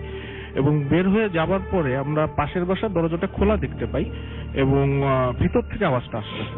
আচ্ছা। তো আমরা দুইজন ভিতরে ঢুকে যাই এবং ঢুকে যেয়ে দেখি যে শিহাব ভাই এবং তার ওয়াইফ অনেক জোরে কান্নাকাটি করতেছেন এবং তারা একটা দরজা ভাঙার চেষ্টা করতেছেন, দ্যাটস তাদের বেডরুমের দরজা। দেন আমিও তাদের সাথে চেষ্টা করে দরজাটা হুকটা ভেঙে ফেলি এবং হুকটা ভেঙে ফেলার পরে যেটা দেখি সেটা আসলে কল্পনা অতীত। দেখি আন্টি গলায় ফাঁস নিয়ে ঝুলে আছেন। আচ্ছা, এটা আপনার চোখের সামনে দেখেছেন আপনি? হ্যাঁ, একদম। আমার আম্মু ছিল, শিহাব ভাই ছিলেন, তার ওয়াইফ ছিলেন, আমি এবং আন্টি তো ঝুলছে, ফাঁস নিয়ে ঝুলে আছেন। জি। দেন আমি শিহাব ভাইকে নিয়ে বেডের উপর উঠে লাশটা নামাই, কিন্তু যেহেতু তিনি তার ছেলে সেহেতু মানে আমরা দেখতে পাচ্ছি যে তার চোখ খোলা, মুখ হা করা, that means she is dead. But Shihab ভাই সেটা কোনোভাবেই মেনে নিতে মেনে পারছিলেন নিচ্ছিলেন না, না। খুব স্বাভাবিক। তো শিহাব ভাই তখন আমাকে জোর করলেন যেন ডাক্তারের কাছে যাওয়া হয়। দেন শিহাব ভাই একটু শুকনা, আগে থেকেই বলে রাখি, আর আন্টি একটু ভারী, সো সামহাও আমাকেই এটা নিতে হলো এবং আমি লাশটা নিয়ে, এমনিতেই সে একটু ভারী প্লাস ঠান্ডা হয়ে গেছে লাশটা, আমি নিয়ে একটা গলি দিয়ে হেঁটে একটা ইজি বাইক নিলাম।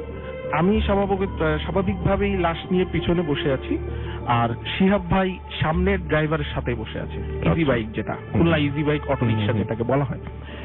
দেন আমরা যাচ্ছি, তো লাশের চোখটা আমি অনেক চেষ্টা করতেছি চোখটা বন্ধ করার, বাট লাশের চোখটা বন্ধ হচ্ছে না, লাশের চোখটা খোলা এবং লাশটা স্বাভাবিকভাবে আমার দিকে তাকায় আছে। আচ্ছা, তো আমি নিজেকে একটু শক্তভাবেই আমি ওইভাবে যাচ্ছি, বাট কিছু সময় পরে, জাস্ট 5 থেকে 7 মিনিট পরে আমি লক্ষ্য করি লাশটা হাসতেছে, দ্যাট মিনস আন্টি হাসতেছে, আমার দিকে তাকায়। এটা আপনার মনে হচ্ছে নাকি আসলে মানে এরকম দিনেই ঘটছে এই ঘটনা? না, এটা হচ্ছে রাতের ঘটনা। রাতের ঘটনা। আচ্ছা, রাত তখন 12টা 12:30 বেজে গেছে ঘটনা টোটাল। আমরা তখন রাস্তাতে যাচ্ছি এবং সেই দিন রাস্তায় রোড লাইন নাই। আচ্ছা, তো আবার শীতের রাত। চমৎকার। তো আমার মানে অস্বস্তি লাগলেও তো কিছু করার নাই, কোলের উপরে আন্টি আছে, তো সামহাও হাসতেছে। দেন আমার 2-3 সেকেন্ড পরে আমি চোখটা অফ করলাম, যে জাস্ট বোঝার জন্য যে না এখানে কিছুই হচ্ছে না। আচ্ছা, চোখটা খুলে আমি সেম জিনিস আবার দেখতে পাই, তিনি হাসতেছেন, তার হাসি বন্ধ হয়নি।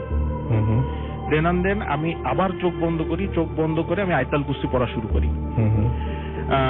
মিনিট খানেকের পরে আমি চোখটা খুলে দেখি স্বাভাবিক আন্টি স্বাভাবিকভাবে আছেন, তিনি হাসতেছেন না, মানে আমি যে হাসিটা দেখছি সেটা নাই। এরপরে যেটা লক্ষ্য করলাম, ইজি বাইক যেটা 15 মিনিটে হাসপাতালে পৌঁছানোর কথা, সেই ইজি বাইক মানে কোনোভাবেই এগোচ্ছে না। দেন আমি ইজি বাইকের ড্রাইভারকে বললাম, মামা তোমার গাড়ি তো চলতেছে না, এটার কারণ কি?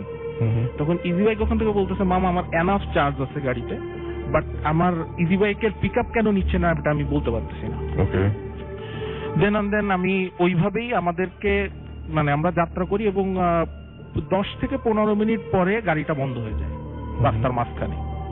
শিহাব ভাই নেমে ইজি বাইকটা ঠেলা শুরু করেন। যখন শিহাব ভাই ইজি বাইক ঠেলতেছেন এবং পিক আপ ধরে বসা ড্রাইভার, আমি দেখতেছি আন্টি আবারও সেম ভাবে হাসতেছেন এবং আমার দিকে মাথা নাড়িয়ে একটা না সূচক আভাস দিচ্ছেন আমাকে, যেন যেও না বা এরকম টাইপের কিছু, না যে তোমরা আর সামনে যেও না। আচ্ছা, এটা দেখার পরে আমি জাস্ট নিজেকে মানে কিভাবে কন্ট্রোল করছি আমি জানি না, জাস্ট আমি হাত মানে অনেক শক্ত করে আমি চোখটা অফ করে রাখি এবং 3-4 মিনিটের মাথায় গাড়িটা স্টার্ট নেয়, পিক আপ নেয় এবং 15 মিনিটের রাস্তা যেতে আমাদেরকে পাক্কা 45 মিনিট টাইম দেওয়া লাগছে।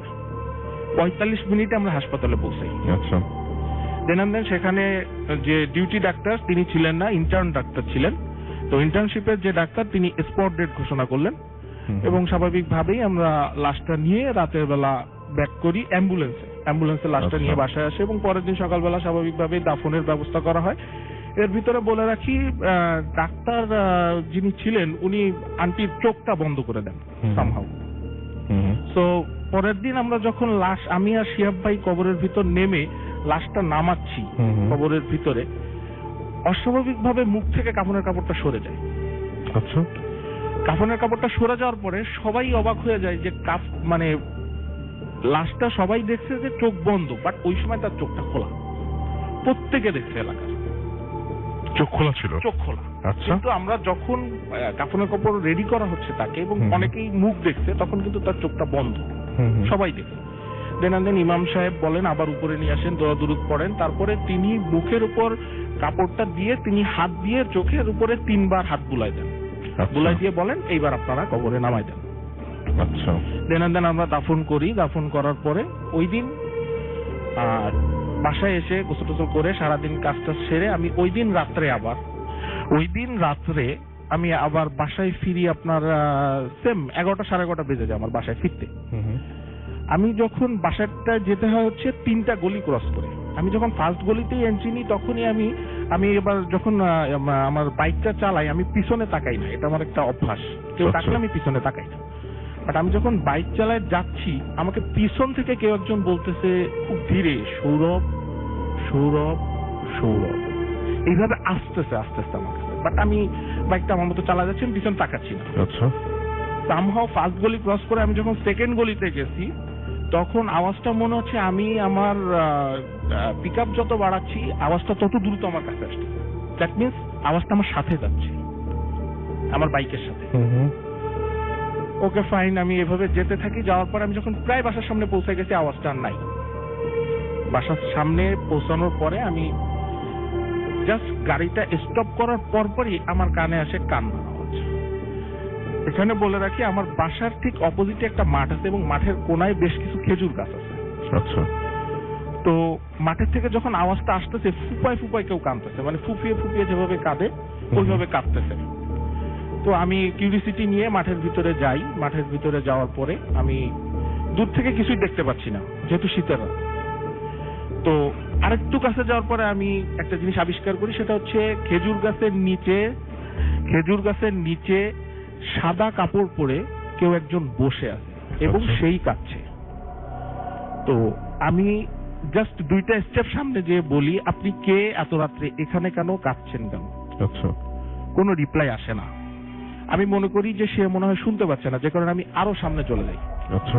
আমি তার থেকে মিনিমাম 5-6 হাত দূরে দাঁড়িয়ে আছি। আমি তখন 3-4 বার একই কথাই বলি, একটু জোরে বলি যে আপনি কাঁদছেন কেন, আপনি কে? তারপর আমি যেটা দেখি সেটা আমি দেখবো বলে আশা করিনি। আচ্ছা। হঠাৎ করেই তিনি কান্নাটা থামিয়ে আমার দিকে তাকিয়ে পড়েন, এবং তার তাকানোটা স্বাভাবিক ছিল না। আমরা যেভাবে পিছনের দিকে তাকাই সেভাবে সে তাকায়নি, তার মাথাটা ঘুরে যায়। আচ্ছা, মানে পুরো ঘুরে যায়? পুরোটাই ঘুরে যায়। যখনই তার মাথাটা ঘুরে যায়, আমি দেখতে পাই আন্টি সেম রূপে আমার দিকে তাকায় আছে, ঠিক যেভাবে ইজি বাইকের ভিতরে আমার কোলের উপর ছিল সেই সময়ের মতো। সেই সময়। আচ্ছা। এটা দেখার পরে 5 থেকে 10 সেকেন্ডের বেশি আমি ওখানে স্টে করতে পারিনি, আমি সেন্সলেস হয়ে যাই। পরের দিন সকালে আমি আমাকে আবিষ্কার করি আমার বাসার বেডে, এবং আমি শুনি নাইট গার্ডরা আমাকে বাসায় দিয়ে গেছে। আম্মুকে সব বলার পরে আম্মু আমাকে বলে, যেহেতু লাশটা নিয়ে এত ক্লোজলি আমি ছিলাম, সো সামহাউ এটা আমার একটা হ্যালুসিনেশন। আচ্ছা, আসলে তেমন কিছু ঘটেনি বলেই সবাই ধারণা করছে। আচ্ছা, তারপর? তো আমি আর এটা নিয়ে আর কথা না বাড়াই, আমি স্বাভাবিকভাবেই সেই দিন একইভাবে বাসায় থেকে বের হয়ে কাজ করি।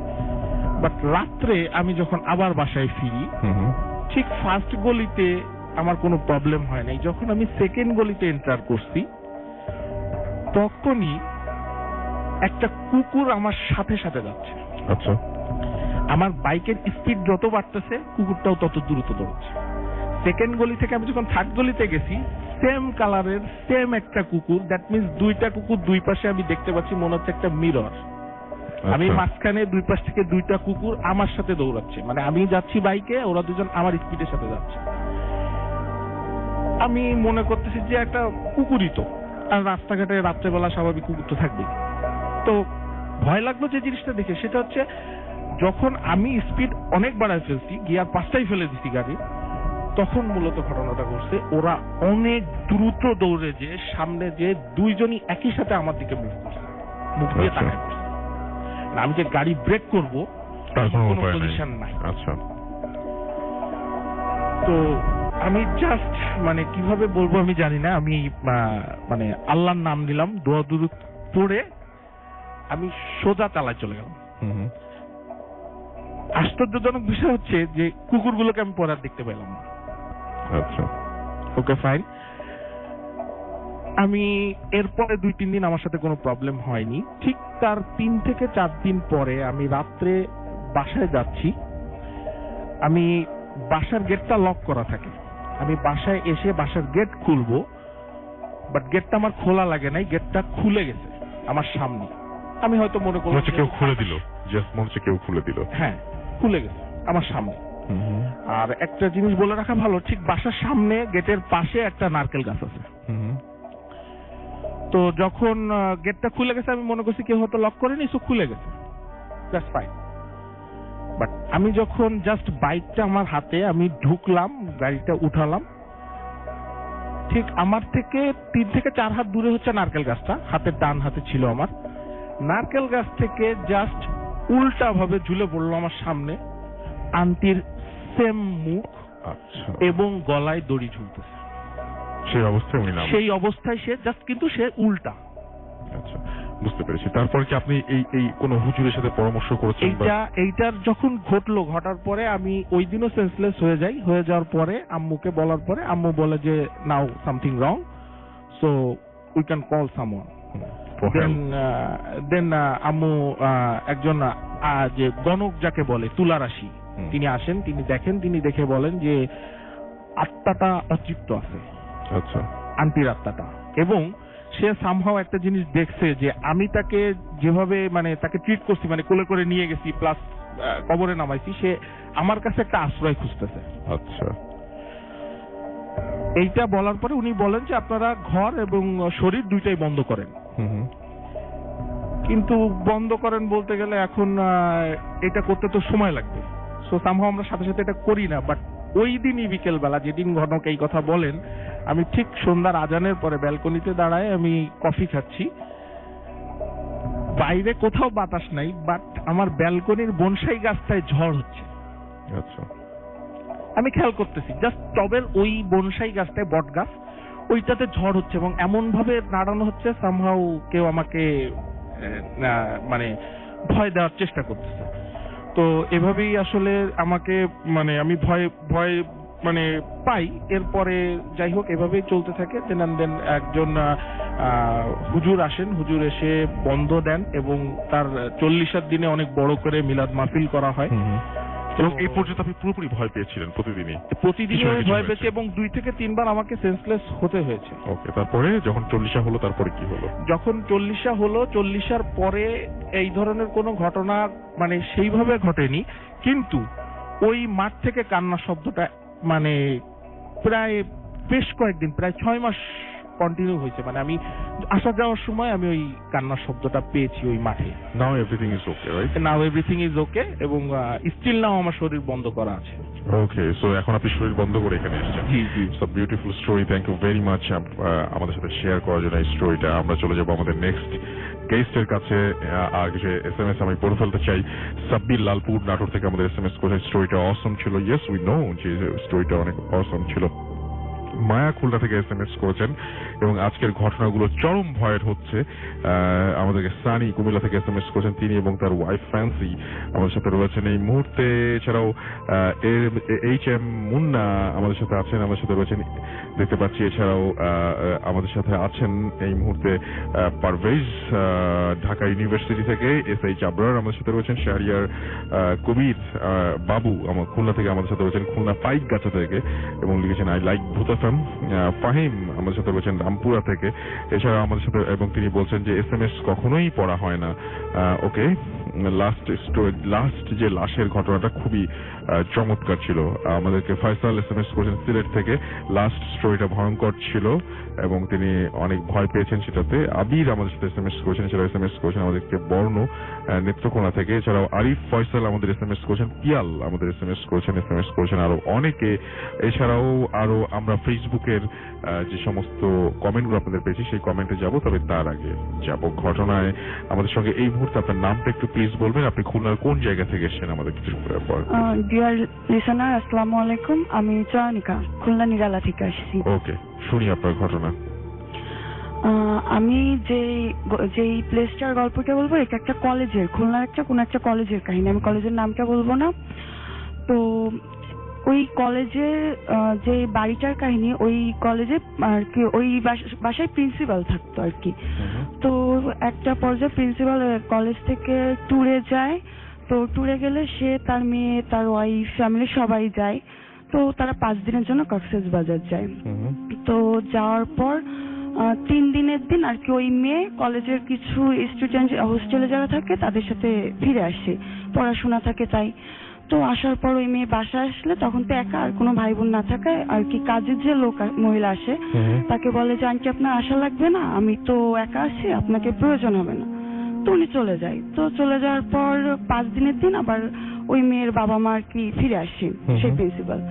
তো ফিরে আসলে বাসায় এসে দেখে যে বাইরে থেকে দরজা আর কি বন্ধ করা, তালা মারা। এখন দেখলে এখন মেয়ে কোথায় গেছে তো না পেয়ে তারপরে সে আছে কাজের মহিলাকে খবর দেয়। তো সে আসার পর তাকে আক্স করে যে সে আসছিল কিনা বা মেয়ের খবর কি। তো সে বলে কি সে যখন মেয়ে বাসায় আসছে তো তাকে বলছে যে আন্টি আপনার আসা লাগবে না, আমি একা আছি, তো আপনাকে প্রয়োজন পড়বে না। তো এই বলার পর তো এখন প্রিন্সিপাল ভাবতেছে যে মেয়ে কোথায় গেল। তো ওই মেয়ের একটা ছেলের সাথে রিলেশন ছিল, তো তার বাসায় আর কি সে ভাবে যে ওই ছেলের সাথেই হয়তো বা মেয়ে চলে গেছে বা কিছু একটা, খোঁজ না পায়। তো ওই ছেলের বাড়ি পুলিশ পাঠায়, ছেলেকে ধরে অনেক মারধর করে। তো করার পর ছেলে কিছু বলতে পারে না। তো তারা একটা পর্যায়ে বাড়ির তালা ভাঙার করে। তো একটা পুলিশ আর কি এই পাশে ওরা থাকলে একটা পুলিশ ঘুরতে ঘুরতে আর কি পিছনের দিকে যায় বাসার।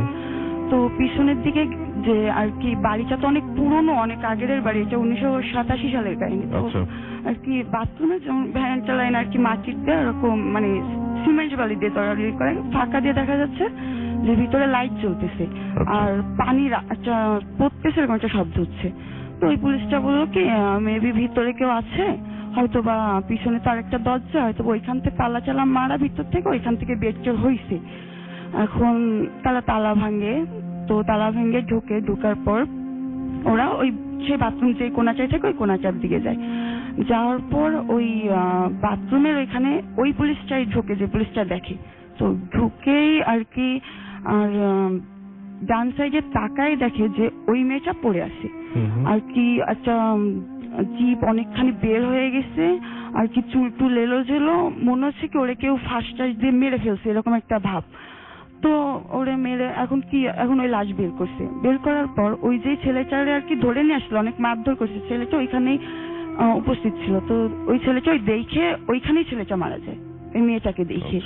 এখন মারা যাওয়ার পর ওই মেয়েটাকে আর কি পোস্টমর্টম করতে হবে, যেহেতু ওই কিভাবে মারা গেছে। তো ওকে আর কি পোস্টমর্টমের জন্য পাঠানো হয়। তো করার পর আর কি আসে, খুব ইন্টারেস্টিং জায়গা আসছে আস্তে আস্তে, এই জায়গাটা খুব ইন্টারেস্টিং, একটু মন দিয়ে শুনবেন। হ্যাঁ, তারপর আর কি ওকে ওইটা করার পর আর ওর মুখে একটা চড়ের দাগ আসে পোস্টমর্টমে আর কি, এমন একটা চড়ের দাগ সে যে কোনো স্বাভাবিক মানুষের না, মানে মুখ থেকে ঘাড় পর্যন্ত, আপনি বলছিলেন একেবারে পিছনের ঘাড় পর্যন্ত একটা বিশাল বড় একটা হাতে, মনে হবে হাতটা অনেক বড়। তো এই ডাক্তার পাওয়ার পর কিন্তু কে দিছে, এটা তো কোনো স্বাভাবিক মানুষের না আর কি, কোনো ব্যাখ্যা না পায়।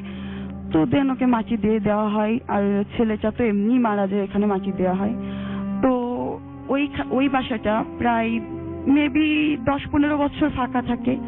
তো থাকার পর আমার চাচু তো ওই বাসায় আর কি ওইখানেই ওই কলেজে চাকরি করে, পরে স্টপ করার পর ওই বাসায় যায়। যার পর তখন আর কোনো ভয়টাই থাকে না আর কি, ওই বাসায় অনেকদিন হয়ে গেছে, মানুষজন আসা যাওয়া করছে।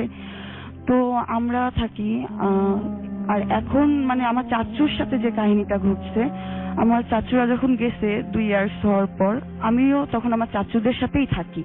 আমি তখন ক্লাস 4-এ পড়ি। এটা 2000 কি শেষ ওইটা? হ্যাঁ, ওইটা শেষ আর কি। ওই মেয়ের কোনো ব্যাখ্যা পাওয়া যায় না, সেটা যে মারা গেছিল সেটার কি কোনো দাগ পাওয়া গেছে? সেটা আপনি মিস করেছেন মনে হয়।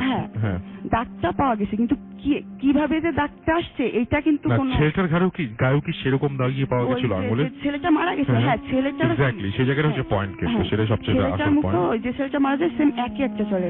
তার মানে ছেলেটা মেয়েটাকে দেখা মাত্রই মারা যায়, কিন্তু ছেলেটার ঘাড়েও ঠিক একই রকমের চড়ের দাগ পাওয়া যায়। সো এটাই হচ্ছে ছিল ঘটনা আপনার, রাইট? এরপরে তো যে ঘটনা আছে তার সাথে তো এটার কোনো লিঙ্ক? হ্যাঁ, এটার একটা রিলেটেড আছে। তো তারপর আমার এটা আছে 2007 সালের 15ই মার্চ, সেদিন বৃহস্পতিবার ছিল। তো আমার যে কাজিন ও ছাদে ঘুরে উড়াচ্ছে, তো আমি ওকে নামতে বললে জাস্ট 2 মিনিটের জন্য আমি গেটের কাছে আসছি, এর ভিতরে একটা সব আওয়াজ হয়েছে। তো আমি যে দেখি আমার ভাই পড়ে গেছে আর কি ছাদের থেকে। তো আমার দিকে তাকায় রয়েছে আর কি, নাক থেকে অনেক ব্লিডিং হচ্ছে, মাথা থেকেও রক্ত বেরোচ্ছে। তো আমি ওকে দেখে আর কি লোকজন ডাকতেছি, কিন্তু আওয়াজ বের হচ্ছে না। আমি একেবারে চুপ হয়ে গেছি দেখে। তারপরে কিছুক্ষণ পর আমি লোকজন ডাকার পর আসার পর আমার ভাই ওকে তারপরে নিয়ে আমরা আর কি হসপিটালে যাবো। তো আমার চাচু আসে, আমি দেন ওইখানে আর একজন সে অনেক পুরনো আর কি ওইখানে, তো তাকে নিয়ে আমরা যাই। তখন আর কি ইসলামিয়া হসপিটাল খুলনা, সে তখন বয়রাই ছিল। তো আমরা ওকে ওই হসপিটালে প্রথমে নেওয়ার পর ওইখান থেকে ওকে ফেরত দিয়ে দেয়। তো দিয়ে আমরা আর কি রিক্সায় করে যখন বয়রা পুজো খোলা দিয়ে যাই, তো তখন আর কি রিক্সায় করে আমার ওই ভাইয়ের মানে আমার যে চাচুর কোলে আর কি আমার ভাইয়ের ওই মাথা দেওয়া ছিল। তো চাচু খেয়াল করে কি আমার ভাই এক পলক তাকাইছে, তাকে চোখ বন্ধ করে দিছে। আর তার এক সাইড ওই চরের মতন একটা দাগ পুরো আর কি সেম সেই মেয়ের মতন, হ্যাঁ ওরকম সেম একেবারে সেম ওইটা হয়েছে। তো ওকেও আর কি পোস্টমর্টম করা হয়, করার পরে সেম একই রিপোর্ট আসে যে ওরও একেবারে একটা অস্বাভাবিক একটা চরের দাগ। যে এটা যে কিভাবে হলো, এটা কোনো স্বাভাবিক মানুষের না আর কি, কোনো মানুষ দেয় না। সব থেকে বড় কথা রাসেল ভাই, ও যখন ছাদে ছিল আমি নিজে দেখছি ছাদে কেউ ছিল না, বাসায় কেউ ছিল না, ও একা ছাদে ছিল, আমি গেটের কাছে আসছি। আর ওইটা কোনো মানুষের চরের হাতের দাগ ছিল না আর কি। Right, thank you so much Chayanika, and that's why আমরা এতবার করে বলতাম যে খুলনা আমরা যেতে চাই, এবং খুলনাতে খুলনাতে আসলে ভয়ের খনি আছে, এবং সেই ভয়ের খনি থেকে কিছু ভয় আপনাদের উপহার দিতে আমরা আজকে এখানে, এবং আগামী সপ্তাহে আমরা যাব বরিশালে। সুতরাং অবশ্যই আপনাদের কিন্তু আমাদের সঙ্গে থাকতে হবে পুরোটা সময়। আমি বলেছিলাম, আপনাদের কথা দিয়েছিলাম, রাত যত গভীর হবে তত বেশি ঘটনার ভয় বাড়বে। সো সেই কথা আমরা রেখেছি। আমি দেখতে পাচ্ছি SMS করছেন আমাদেরকে, দেখতে পাচ্ছি উচ্ছ্বাস, এছাড়াও আমাদের এখানে SMS না, এটা আমি ফেসবুক থেকে পড়ছি, তানভীর শাহজাহান নাবিল আমাদেরকে বলছেন যে আজকে ভূত FM সেই হইতেছে। আচ্ছা, আমাদেরকে এছাড়াও দেখতে পাচ্ছি মাহফুজ SMS করছেন রংপুর থেকে, লাইভ শুনছেন তিনি। এমডি রুবেল মিয়া আমাদের সাথে আছেন কিশোরগঞ্জ থেকে। এছাড়াও দেখতে পাচ্ছি রুবিনা আখতার আমাদের সাথে আছেন বসুপাড়া থেকে। আমাদেরকে আবিদ এখানে আমাদের সাথে রয়েছেন। ও মাই গড, খুলনা হচ্ছে সবচেয়ে ভয়ঙ্কর প্লেস, তাই তিনি জানিয়েছেন। আমাদেরকে এছাড়া মুনিরা আঞ্জুম মুক্তা এখানে কমেন্ট করেছেন। আমাদের এখানে দেখতে পাচ্ছি কথা সজল, এছাড়াও আতিক ফারিন, মৌসুমী মৌ আমাদেরকে বলেছেন। এর মধ্যেও যদিও উনি she is very special because she is not scared, এবং তার ভয় লাগছে না। তানজিন লিয়া শিকদার আমাদের সাথে আছেন। আমাদের সাথে রয়েছেন মোহাম্মদ আব্দুল গনি, এছাড়া আমাদের সাথে রয়েছেন SK কপিল হাওলাদার, এবং আমাদের সাথে রয়েছেন তৌফিক, এছাড়াও রকিবুল ইসলাম আমাদের সাথে আছেন এই মুহূর্তে। তারা ভরা আকাশ আমাদের সাথে আছেন দেখতে পাচ্ছি। এছাড়াও শুভি হাসান মোনা এনজয় করছেন তিনি। আমাদেরকে জান্নাতুল জৈম আমাদের সাথে রয়েছেন। তানজিল ইসলাম আমাদের সাথে রয়েছেন। আব্দুল ওয়াহাব আলমান আমাদের সাথে রয়েছেন। এছাড়াও দেখতে পাচ্ছি আমাদের সাথে SMS যারা করছেন, আরাফাত ঢাকা থেকে আমাদের সাথে রয়েছেন, এবং তিনি লিখেছেন অস্থির আমাদেরকে। এছাড়া দেখতে পাচ্ছি আবু সাইদ উজ্জ্বল আমাদের সাথে রয়েছেন। আমাদের সানি লিখেছেন আজকে ভূত FM সেই হচ্ছে। তুহিন গাজীপুর থেকে লিখেছেন খুব ভালো হচ্ছে। আমাদেরকে রাজিত ময়মনসিং থেকে লিখেছেন আজকে খুলনার স্টোরি ভৌতিক বানিয়ে ফেলেছে, শহরকে ভৌতিক বানিয়ে ফেলেছে। নাজমুস খুলনা থেকে লিখেছেন এতক্ষণ ভয় লাগছিল না, বাট ধীরে ধীরে ভয় বাড়ছে। তাই বলেছিলাম আপনাদেরকে। শুভ আমাদের সাথে আছেন, আমাদের সাথে রয়েছেন লিমন, এছাড়া আমাদের সাথে রয়েছেন দেখতে পাচ্ছি doctor Rezwan, welcome to Khulna তাই লিখেছেন। পিয়াল আমাদের সাথে আছেন IUT থেকে, এবং তিনি বলছেন এখানে অনেক কাহিনী আছে। আপনি SMS করে দিন, আমাদেরকে ইমেইল করে দিন। আমাদের ইমেইল অ্যাড্রেস bhutfm@radio50.fm। বরিশালে যারা রয়েছেন এবং এই মুহূর্তে শুনছেন তাদেরকেও জানিয়ে দিচ্ছি আরো একবার, BHOOTFM@radioFORTI.FM। এই হচ্ছে আমাদের অ্যাড্রেস। এই অ্যাড্রেসে আপনি আমাদের ঘটনা পাঠাতে পারেন। যদি ঘটনা চেক করতে চান বা এই অ্যাড্রেসটা নিয়ে কোনো কনফিউশন থাকে আপনি আমাদের ওয়েবসাইটে যেতে পারেন www.radiofurti.fm। এছাড়াও আমাদের ফেসবুক পেজ যেতে পারেন www.facebook.com/radio.furti, www.facebook.com/bhutfm.russell। নাবিল লিখেছেন ওয়েলকাম টু খুলনা। আওলাদ ঢাকা থেকে আমাদের সাথে রয়েছেন, সুপ্ত রয়েছেন ময়মনসিং থেকে, মৃদুল রহমান আমাদের সাথে রয়েছেন কুষ্টিয়া থেকে, এছাড়াও বরিশাল থেকে। বরিশাল কিভাবে পার্টিসিপেট করতে পারি? আমাদের একটাই উপায়, এটা জাদ লিখেছেন, একটাই উপায়, আপনি আপনার ঘটনা পাঠাবেন এবং ঘটনা সিলেক্টেড হলে আজকে খুলনা যারা আছেন তারা যেরকম ভাবে উপস্থিত হচ্ছেন আপনিও পারবেন সেই একইভাবে উপস্থিত হতে। সানু আমাদের সাথে রয়েছেন ময়মনসিং থেকে, এছাড়া আমাদের সাথে আরো অনেকেই রয়েছেন, কিন্তু আমাদের এই মুহূর্তে একটা বিরতি নিতে হবে। মুস্তাক বেদি রোড থেকে আমাদের সাথে রয়েছেন এবং তার সাথে রয়েছেন তাদের ছোট্ট বেবি মানিশা। তবে ছোট্ট বেবি লেখেননি, বেবি মনে হয় বড় হয়ে গেছে, আমাদের ভূত এফএমের বয়স বাড়ছে আসলে। তো যাই হোক, আমরা চলে যাব একটা ছোট্ট বিরতিতে। তার আগে জানিয়ে যায় যে আমাদের স্টল নাম্বার আমি ভুল বলছি, 381 এবং 382 জ্ঞান বিতরণী স্টল। বই অমর 21-এর বইমেলা চলছে ঢাকায় এবং সেইখানে গিয়ে আপনারা পুরনো যে ভূত এফএমের বইগুলো রয়েছে সেই বইগুলো কালেক্ট করতে পারেন। অবশ্যই অনেকেই জানতে চান যে কবে পাওয়া যাবে, এবং এখন থেকে আপনি জ্ঞান বিতরণী স্টলে এই বইগুলো সবসময় পাবেন। এছাড়াও আমি ধন্যবাদ জানাতে চাই tiger Garden International hotel Khulna তাদেরকে ফর দেয়ার হসপিটালিটি, এবং ইটস আ বিউটিফুল প্লেস, এবং আমাদেরকে ড্যান কেক কেও থ্যাঙ্কস জানাতে চাই ফর দেয়ার হসপিটালিটি। অ্যান্ড এখন যে ব্রেকে যাবো সেই ব্রেকে আপনিও একটু টেস্ট করতে পারেন ড্যান কেক। চলে যাচ্ছি একটা ছোট্ট বিরতিতে। স্টে টিউনড রেডিও ফুর্তি অ্যান্ড ডোন্ট স্টপ দ্য ফুর্তি। With Grameenphone,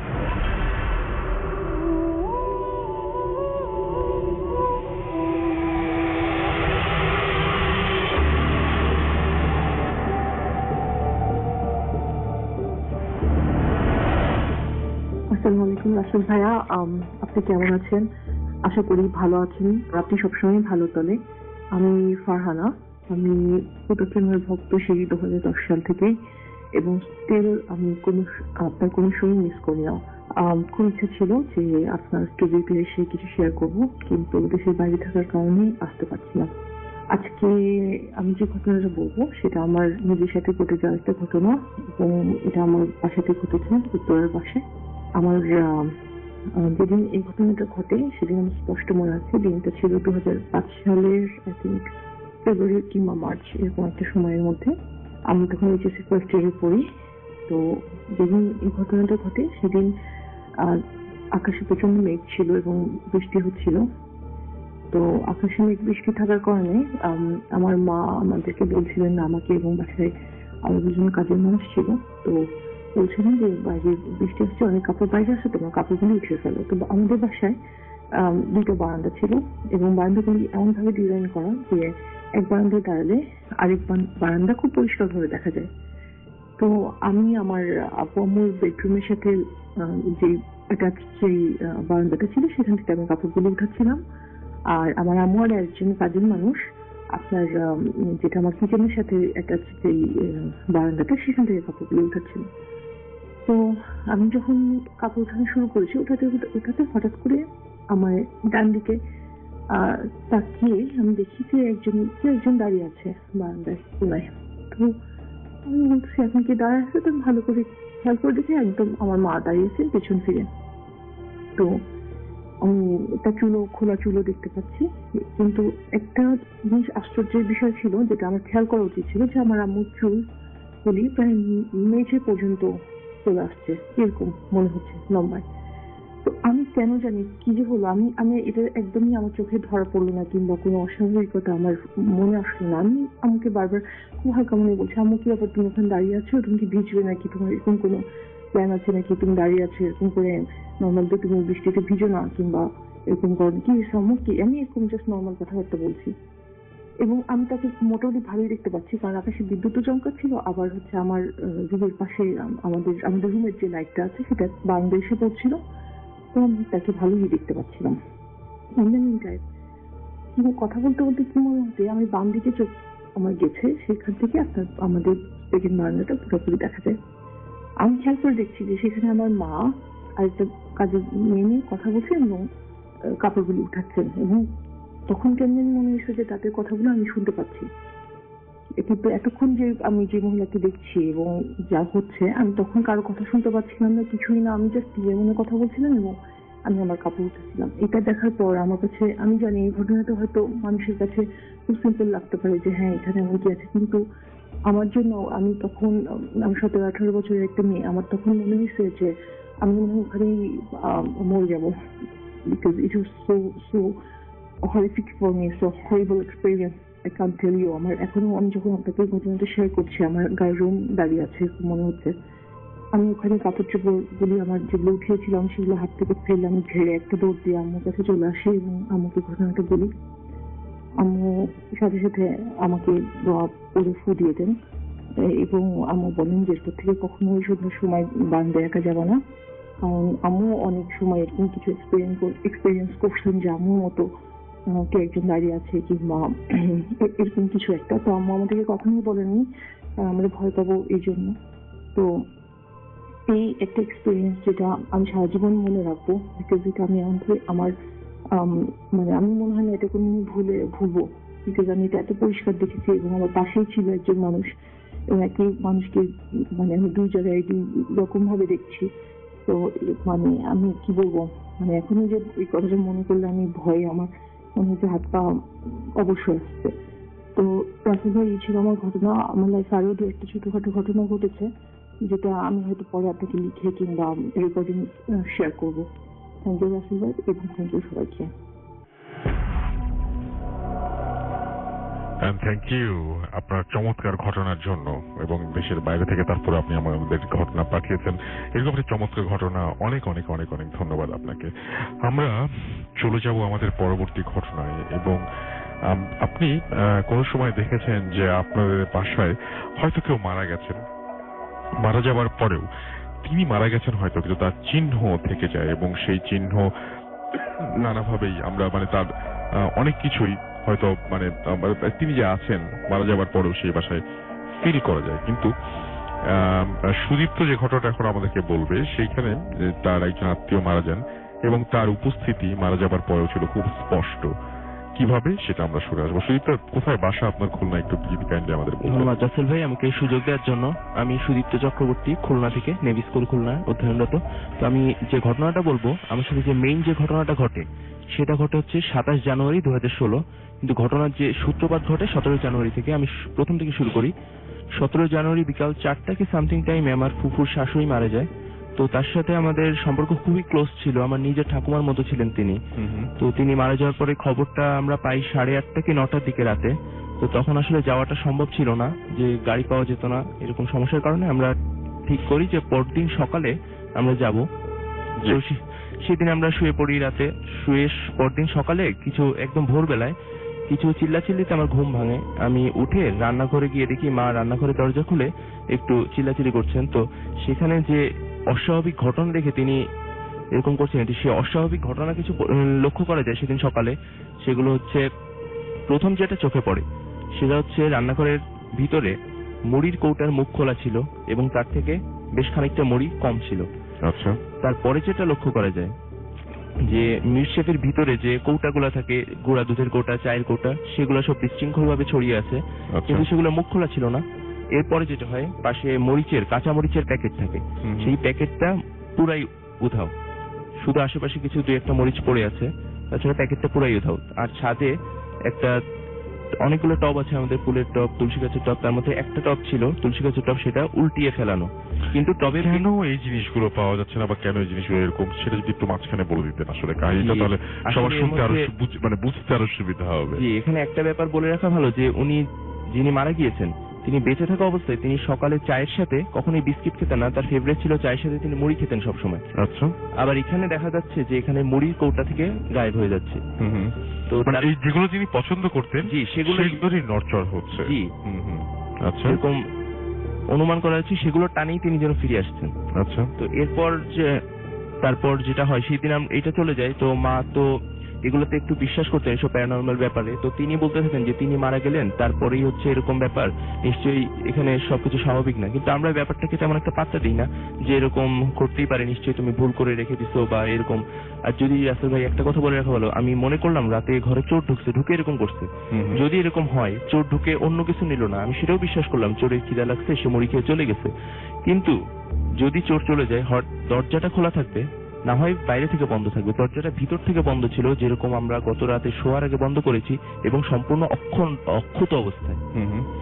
তো তারপরে আমরা ব্যাপারটাকে উপেক্ষা করে দিই এবং সেদিন আমরা চলে যাই সেই গ্রামে, যশোরের ভিতরে একটু গ্রাম, সেই গ্রামে চলে যাই যেখানে তিনি মারা গিয়েছেন। তো তার দাহ কার্য সম্পন্ন করা হয়। আমার অ্যাকচুয়ালি ক্লাস প্রাইভেট ছিল, আমি ফিরে আসি। আমার দেখাশোনার জন্য মাও চলে আসেন। তো সেদিন যে ঘটনাটা ঘটে, সেদিন আমি ফিরে আসি, আস্তে আস্তে আমাদের বিকাল হয়ে যায়। আমি সন্ধ্যার সময় পড়তে বসার সময় আমার চশমা খুঁজি, আমার চশমাটা পাই না।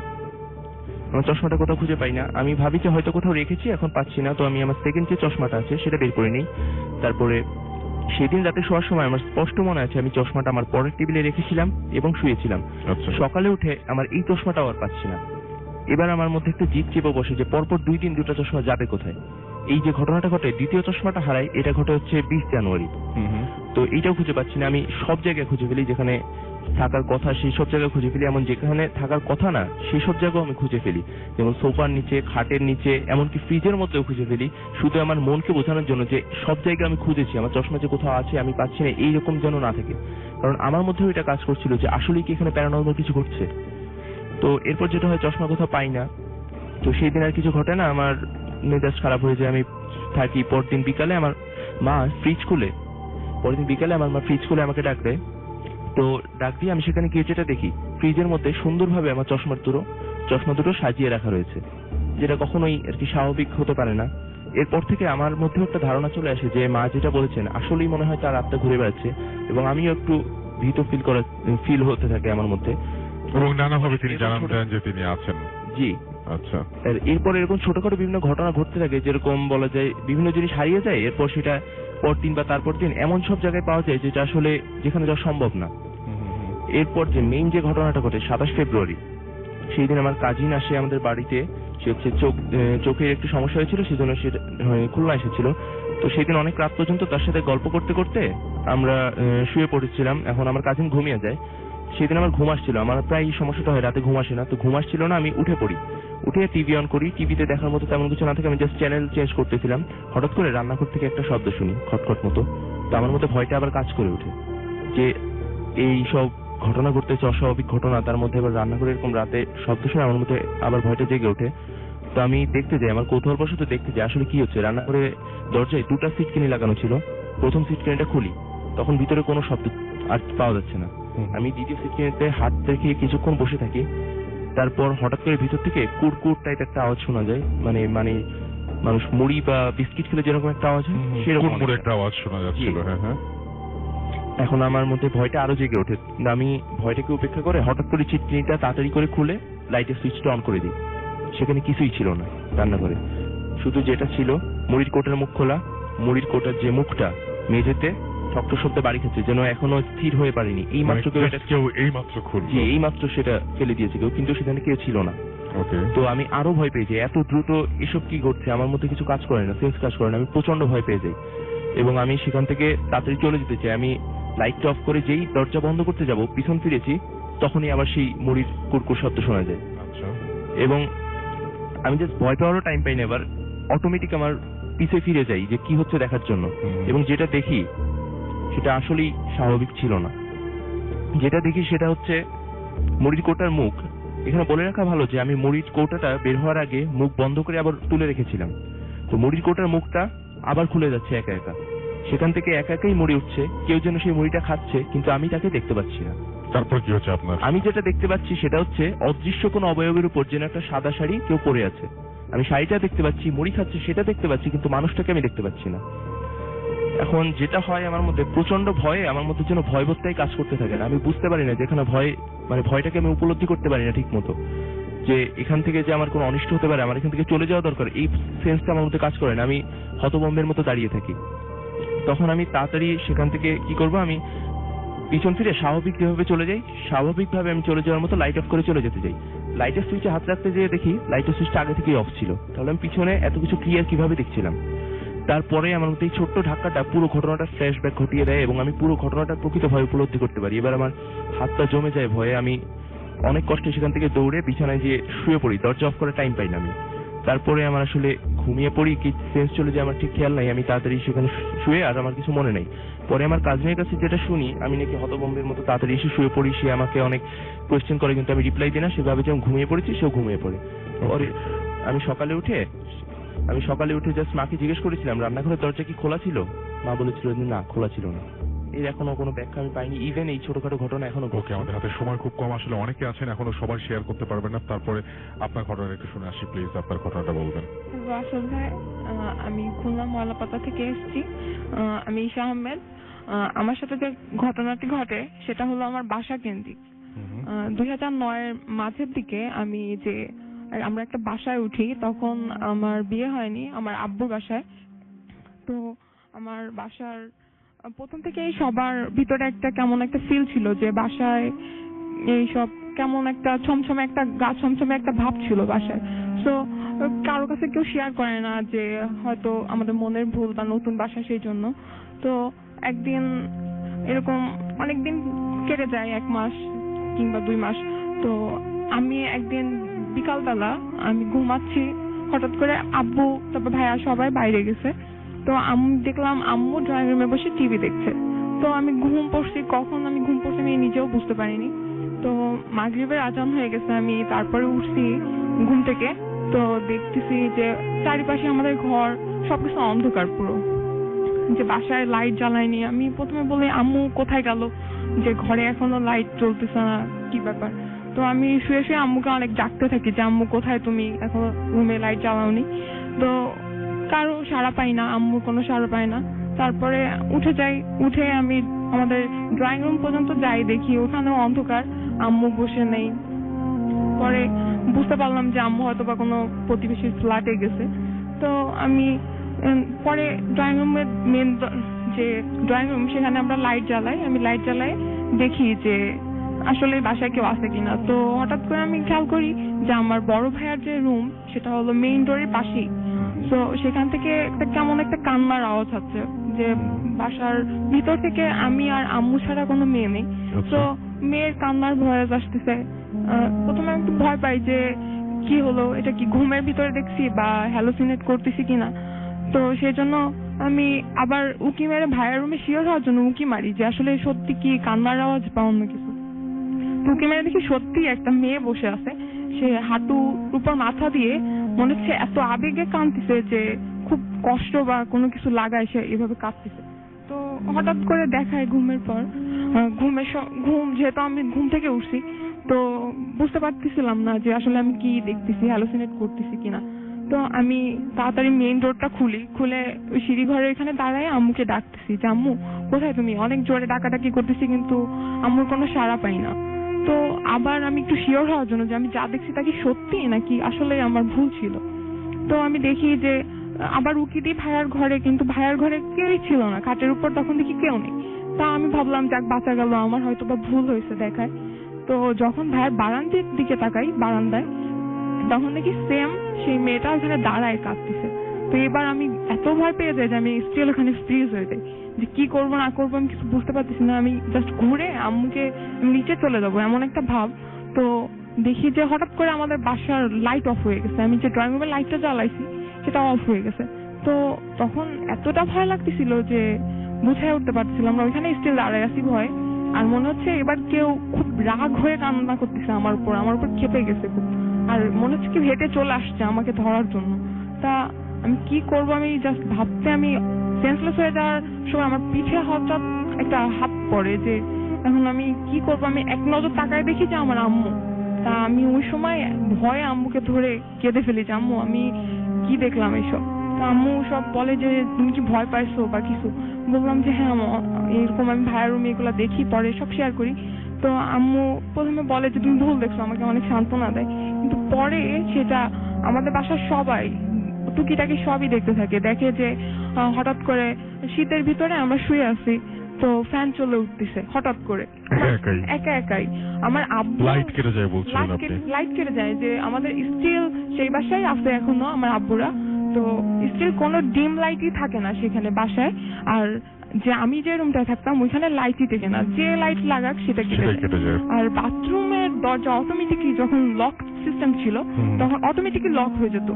তো এরকম আমি একদিন নিজে ওয়াশরুমে গেছি সকাল 11টা কি 12টায়। তো আমি গিয়ে দেখি যে আমি বের হব যখন ওয়াশরুম থেকে, মনে হচ্ছে কেউ বাইরে থেকে লক করে দিছে আমাকে। ও মাই গড, এখন যদি কেউ এখন মানে এই মুহূর্তে যদি কারো এরকম ঘটে তাহলে কেমন লাগবে আসলেই, মানে এটা উইয়ার্ড। তখন কি রাত ছিল? তখন 12টা, সকাল 12টা। সকাল 12টা, মানে দুপুর 12টা। আচ্ছা। তো আমি বলতেছি আম্মু বাসায় রয়েছে যেহেতু একা, তো আম্মু এটা কখনোই করবে না যে আমাকে বাইরে থেকে লক করে দেবে। তো আমি খুব অনেক ধাক্কাধাক্কি করতেছি দরজা যে আম্মু আমি এখানে আটকা পড়ছি, তুমি আমাকে খোলো। তা আধা ঘন্টা পর আম্মু এসে শুনতে পায় আমার গলার আওয়াজ। ততক্ষণে তো আমি পুরো কাহিল যে আম্মু আমি আটকে গেছি, তুমি আমাকে খোলো। আম্মু বলতেছে এখান থেকে তো খোলা, তুমি ভিতর থেকে লক খোলো। আমি খুলতেছি, আম্মু মনে হচ্ছে কেউ ধরে রাখছে দরজা, ভিতর থেকে চেপে ধরে রাখছে, যে আমি খুলতেই পারতেছি না। আর প্লাস্টিকের দরজা যেহেতু, সেটা জাম হওয়ার কোনো ওয়ে নাই। হ্যাঁ, তো আমি অনেকক্ষণ ওখানে কান্নাকাটি করতেছি, আম্মু আমার খুব ভয় লাগতেছে, বাথরুমে কি অবস্থা। তো আম্মু কি করবে ভেবে না পেয়ে তাড়াতাড়ি কেয়ারটেকার, আমাদের বাসায় কেয়ারটেকারকে ফোন দেয়, উনি ডেকে আনে। তারপর উনি আমাকে লক ভেঙে, বাথরুমের লক ভেঙে বের করে শেষমেশ। তো আব্বু প্রায় দেখতো যে হঠাৎ করে লাইট জ্বলে উঠছে, এসব হচ্ছে।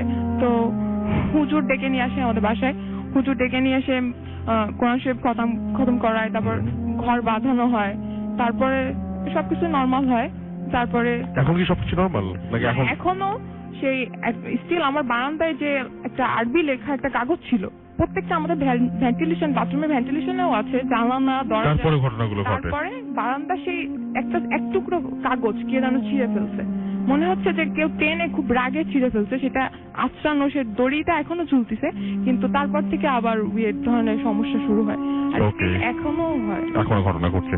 থ্যাংক ইউ ভেরি মাচ আপনার স্টোরির জন্য। আমরা চলে যাবো একটা ছোট্ট বিরতি, তার আগে আরো একবার জানিয়ে দিই আপনাদেরকে, চলছে অমর একুশের বই মেলা, এবং আপনারা কিন্তু অবশ্যই 381 এবং 382 নম্বর স্টলে গিয়ে ভূত এফএম এর পুরনো বইগুলো কালেক্ট করতে পারেন। নতুন বই আসছে এবং সেজন্য আপনাদের একটু ওয়েট করতে হবে। আরো একবার জানিয়ে দিই যে আমাদের সঙ্গে আমাদের সঙ্গে এই মুহূর্তে রয়েছেন মাসুম ভাই, আমার পাশেই আছেন, এবং ঢাকায় রয়েছেন শাহিন ভাই আর জিলানি ভাই, যিনি ম্যাজিশিয়ানের মতো দায়িত্ব পালন করছেন। উইদাউট হিম আমরা আসলে সবকিছু কমপ্লিট করে ফেলতাম। তিনি পুরো জিনিসটা এত সুন্দরভাবে সামাল দিচ্ছেন, বলার উপায় নাই। তালাত আমাদের SMS আমাদের এখানে আছেন, আমাদের সাথে রয়েছেন কামাল এবং মামুন এবং রাকিব আমাদের সাথে আছেন। আমাদের সাথে এছাড়াও দেখতে পাচ্ছি যে আমি বলেছিলাম যে এখানে হরর ক্লাব খুলছি আমরা, এবং আমাদের এখানে কুয়েটের যারা আছেন তাদের নাম আমরা অলরেডি বলেছি। আমাদের সাথে এছাড়াও দেখতে পাচ্ছি আছেন ঢাকা এই খুলনা মেডিকেল কলেজের যে সমস্ত স্টুডেন্টরা, এবং তারা হরর ক্লাব মেম্বার আমাদের এখানকার, এবং এছাড়াও খুলনা শহরের বিএল কলেজ সহ আরো খুলনা শহরের হরর ক্লাব মেম্বাররা আমাদের এখানে আছেন। তো তাদের সবাইকে ধন্যবাদ জানাই যারা আমাদের সঙ্গে এতক্ষণ ধরে আছেন। এছাড়া আমাদের সাথে রয়েছেন জাহিদ, যিনি অনেক পরিশ্রম করেছেন আমাদের জন্য। এন্ড আমরা চলে যাবো ছোট্ট বিরতিতে, বিরতির পরে আবারও ফিরে আসছি। সেই পর্যন্ত আমাদের সঙ্গেই থাকুন। স্টে টিউন টু রেডিও ফুর্তি এন্ড ডোন্ট স্টপ দ্য ফুর্তি with Grameenphone.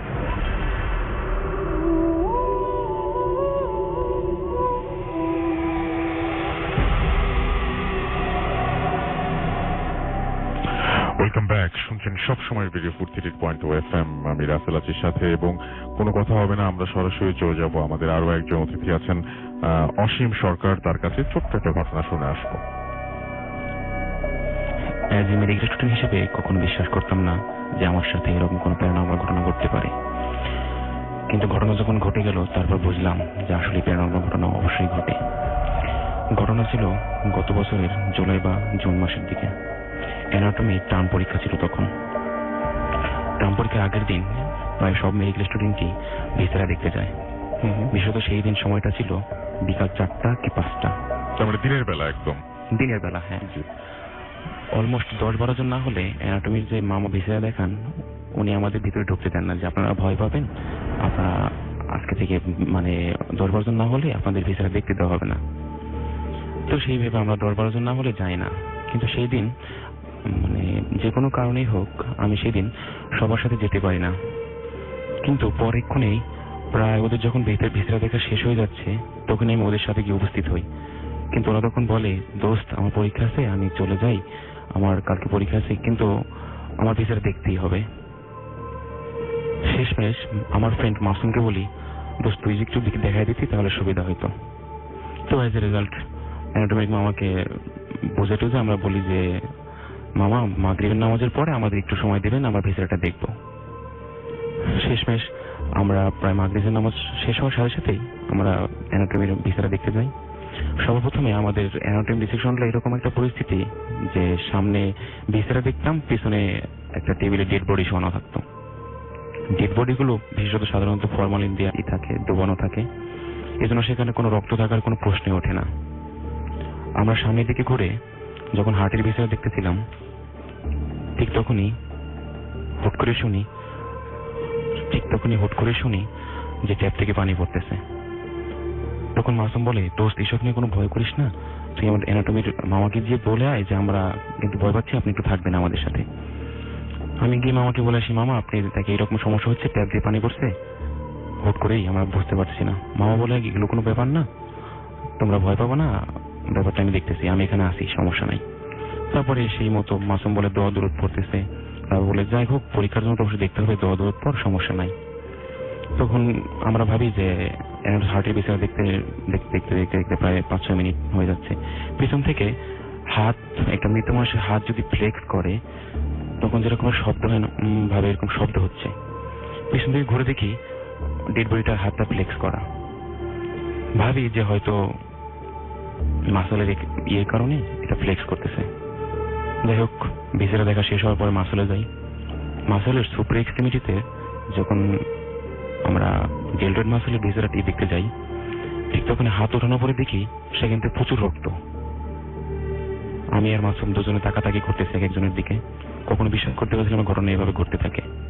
ভোট দিয়ে আমরা চলে যাই না টুই মামার রুমে, কিন্তু গিয়ে দেখি মামা সেখানে নেই। চলে যাই সরাসরি আমাদের একদম যে গেটে যে দাঁড়ান মামা থাকে ওনার কাছে।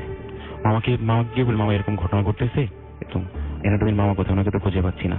উনি বল, কি বলেন, অ্যানাটমির মামা তো আপনাদের দেখছি 7টার সময় ঢুকিয়ে দিয়ে উনি বাসায় চলে গেছেন, ওনার ইমার্জেন্সি দরকার পড়ছে। তখন আমরা ভেবে পাই না যে আমাদের সাথে মাঝখানে যে মামার সাথে কথা বললাম উনি কে ছিলেন। অনেক ধন্যবাদ আপনাকে আপনার ঘটনার জন্য। আসলে একটু আগে মাসুমও বলছিল যে ও আসলে একদিন আগে এসছে, আমি আজকে খুলনা এসেছি। তো যেটা বলছিল সেটা হচ্ছে যে এখানে পরপর 3টা এপিসোড মানে এখনই নামিয়ে দেওয়া যায়, পরপর 3টা এপিসোড আমরা হয়তো করতে পারতাম। যাই হোক, কিন্তু সেটা সম্ভব হচ্ছে না। যারা আমাদের এখানে আরো কিছু ঘটনা ছিল, যারা ঘটনা বলতে পারেনি তাদের নামগুলো আমি বলতে চাই। কলিন্স আমাদের এখানে ছিলেন এবং তিনি ঘটনা বলতে চেয়েছিলেন, সময় পাওয়া গেল না, কারণ আমাদের প্রথম দিকে যে লিস্ট, সেই লিস্টে আস্তে আস্তে এই পর্যন্ত আমরা আসতে পারিনি। হাসিব আল রেজা আমাদের সাথে এখানে উপস্থিত আছেন, কিন্তু ঘটনা বলতে পারেননি। দীপ আমাদের সাথে এসেছিলেন, আমাদের সাথে দেখা হয়েছে, আপনারা সবাই ফেসবুকে এদের ছবি দেখতে পাবেন, তাদের কিন্তু তিনি ঘটনা বলতে পারেননি। আমাদের সঙ্গে রয়েছেন অন্তর, যিনি ঘটনা বলতে পারেননি। আমাদের সাথে রয়েছেন বিশাল, যিনি ঘটনা বলতে পারেননি। এছাড়া আমাদের সাথে রয়েছেন আরো অনেকেই, যারা এই মুহূর্তে তাদেরকে আসলে আমরা ঘটনায় নিতে পারছি না।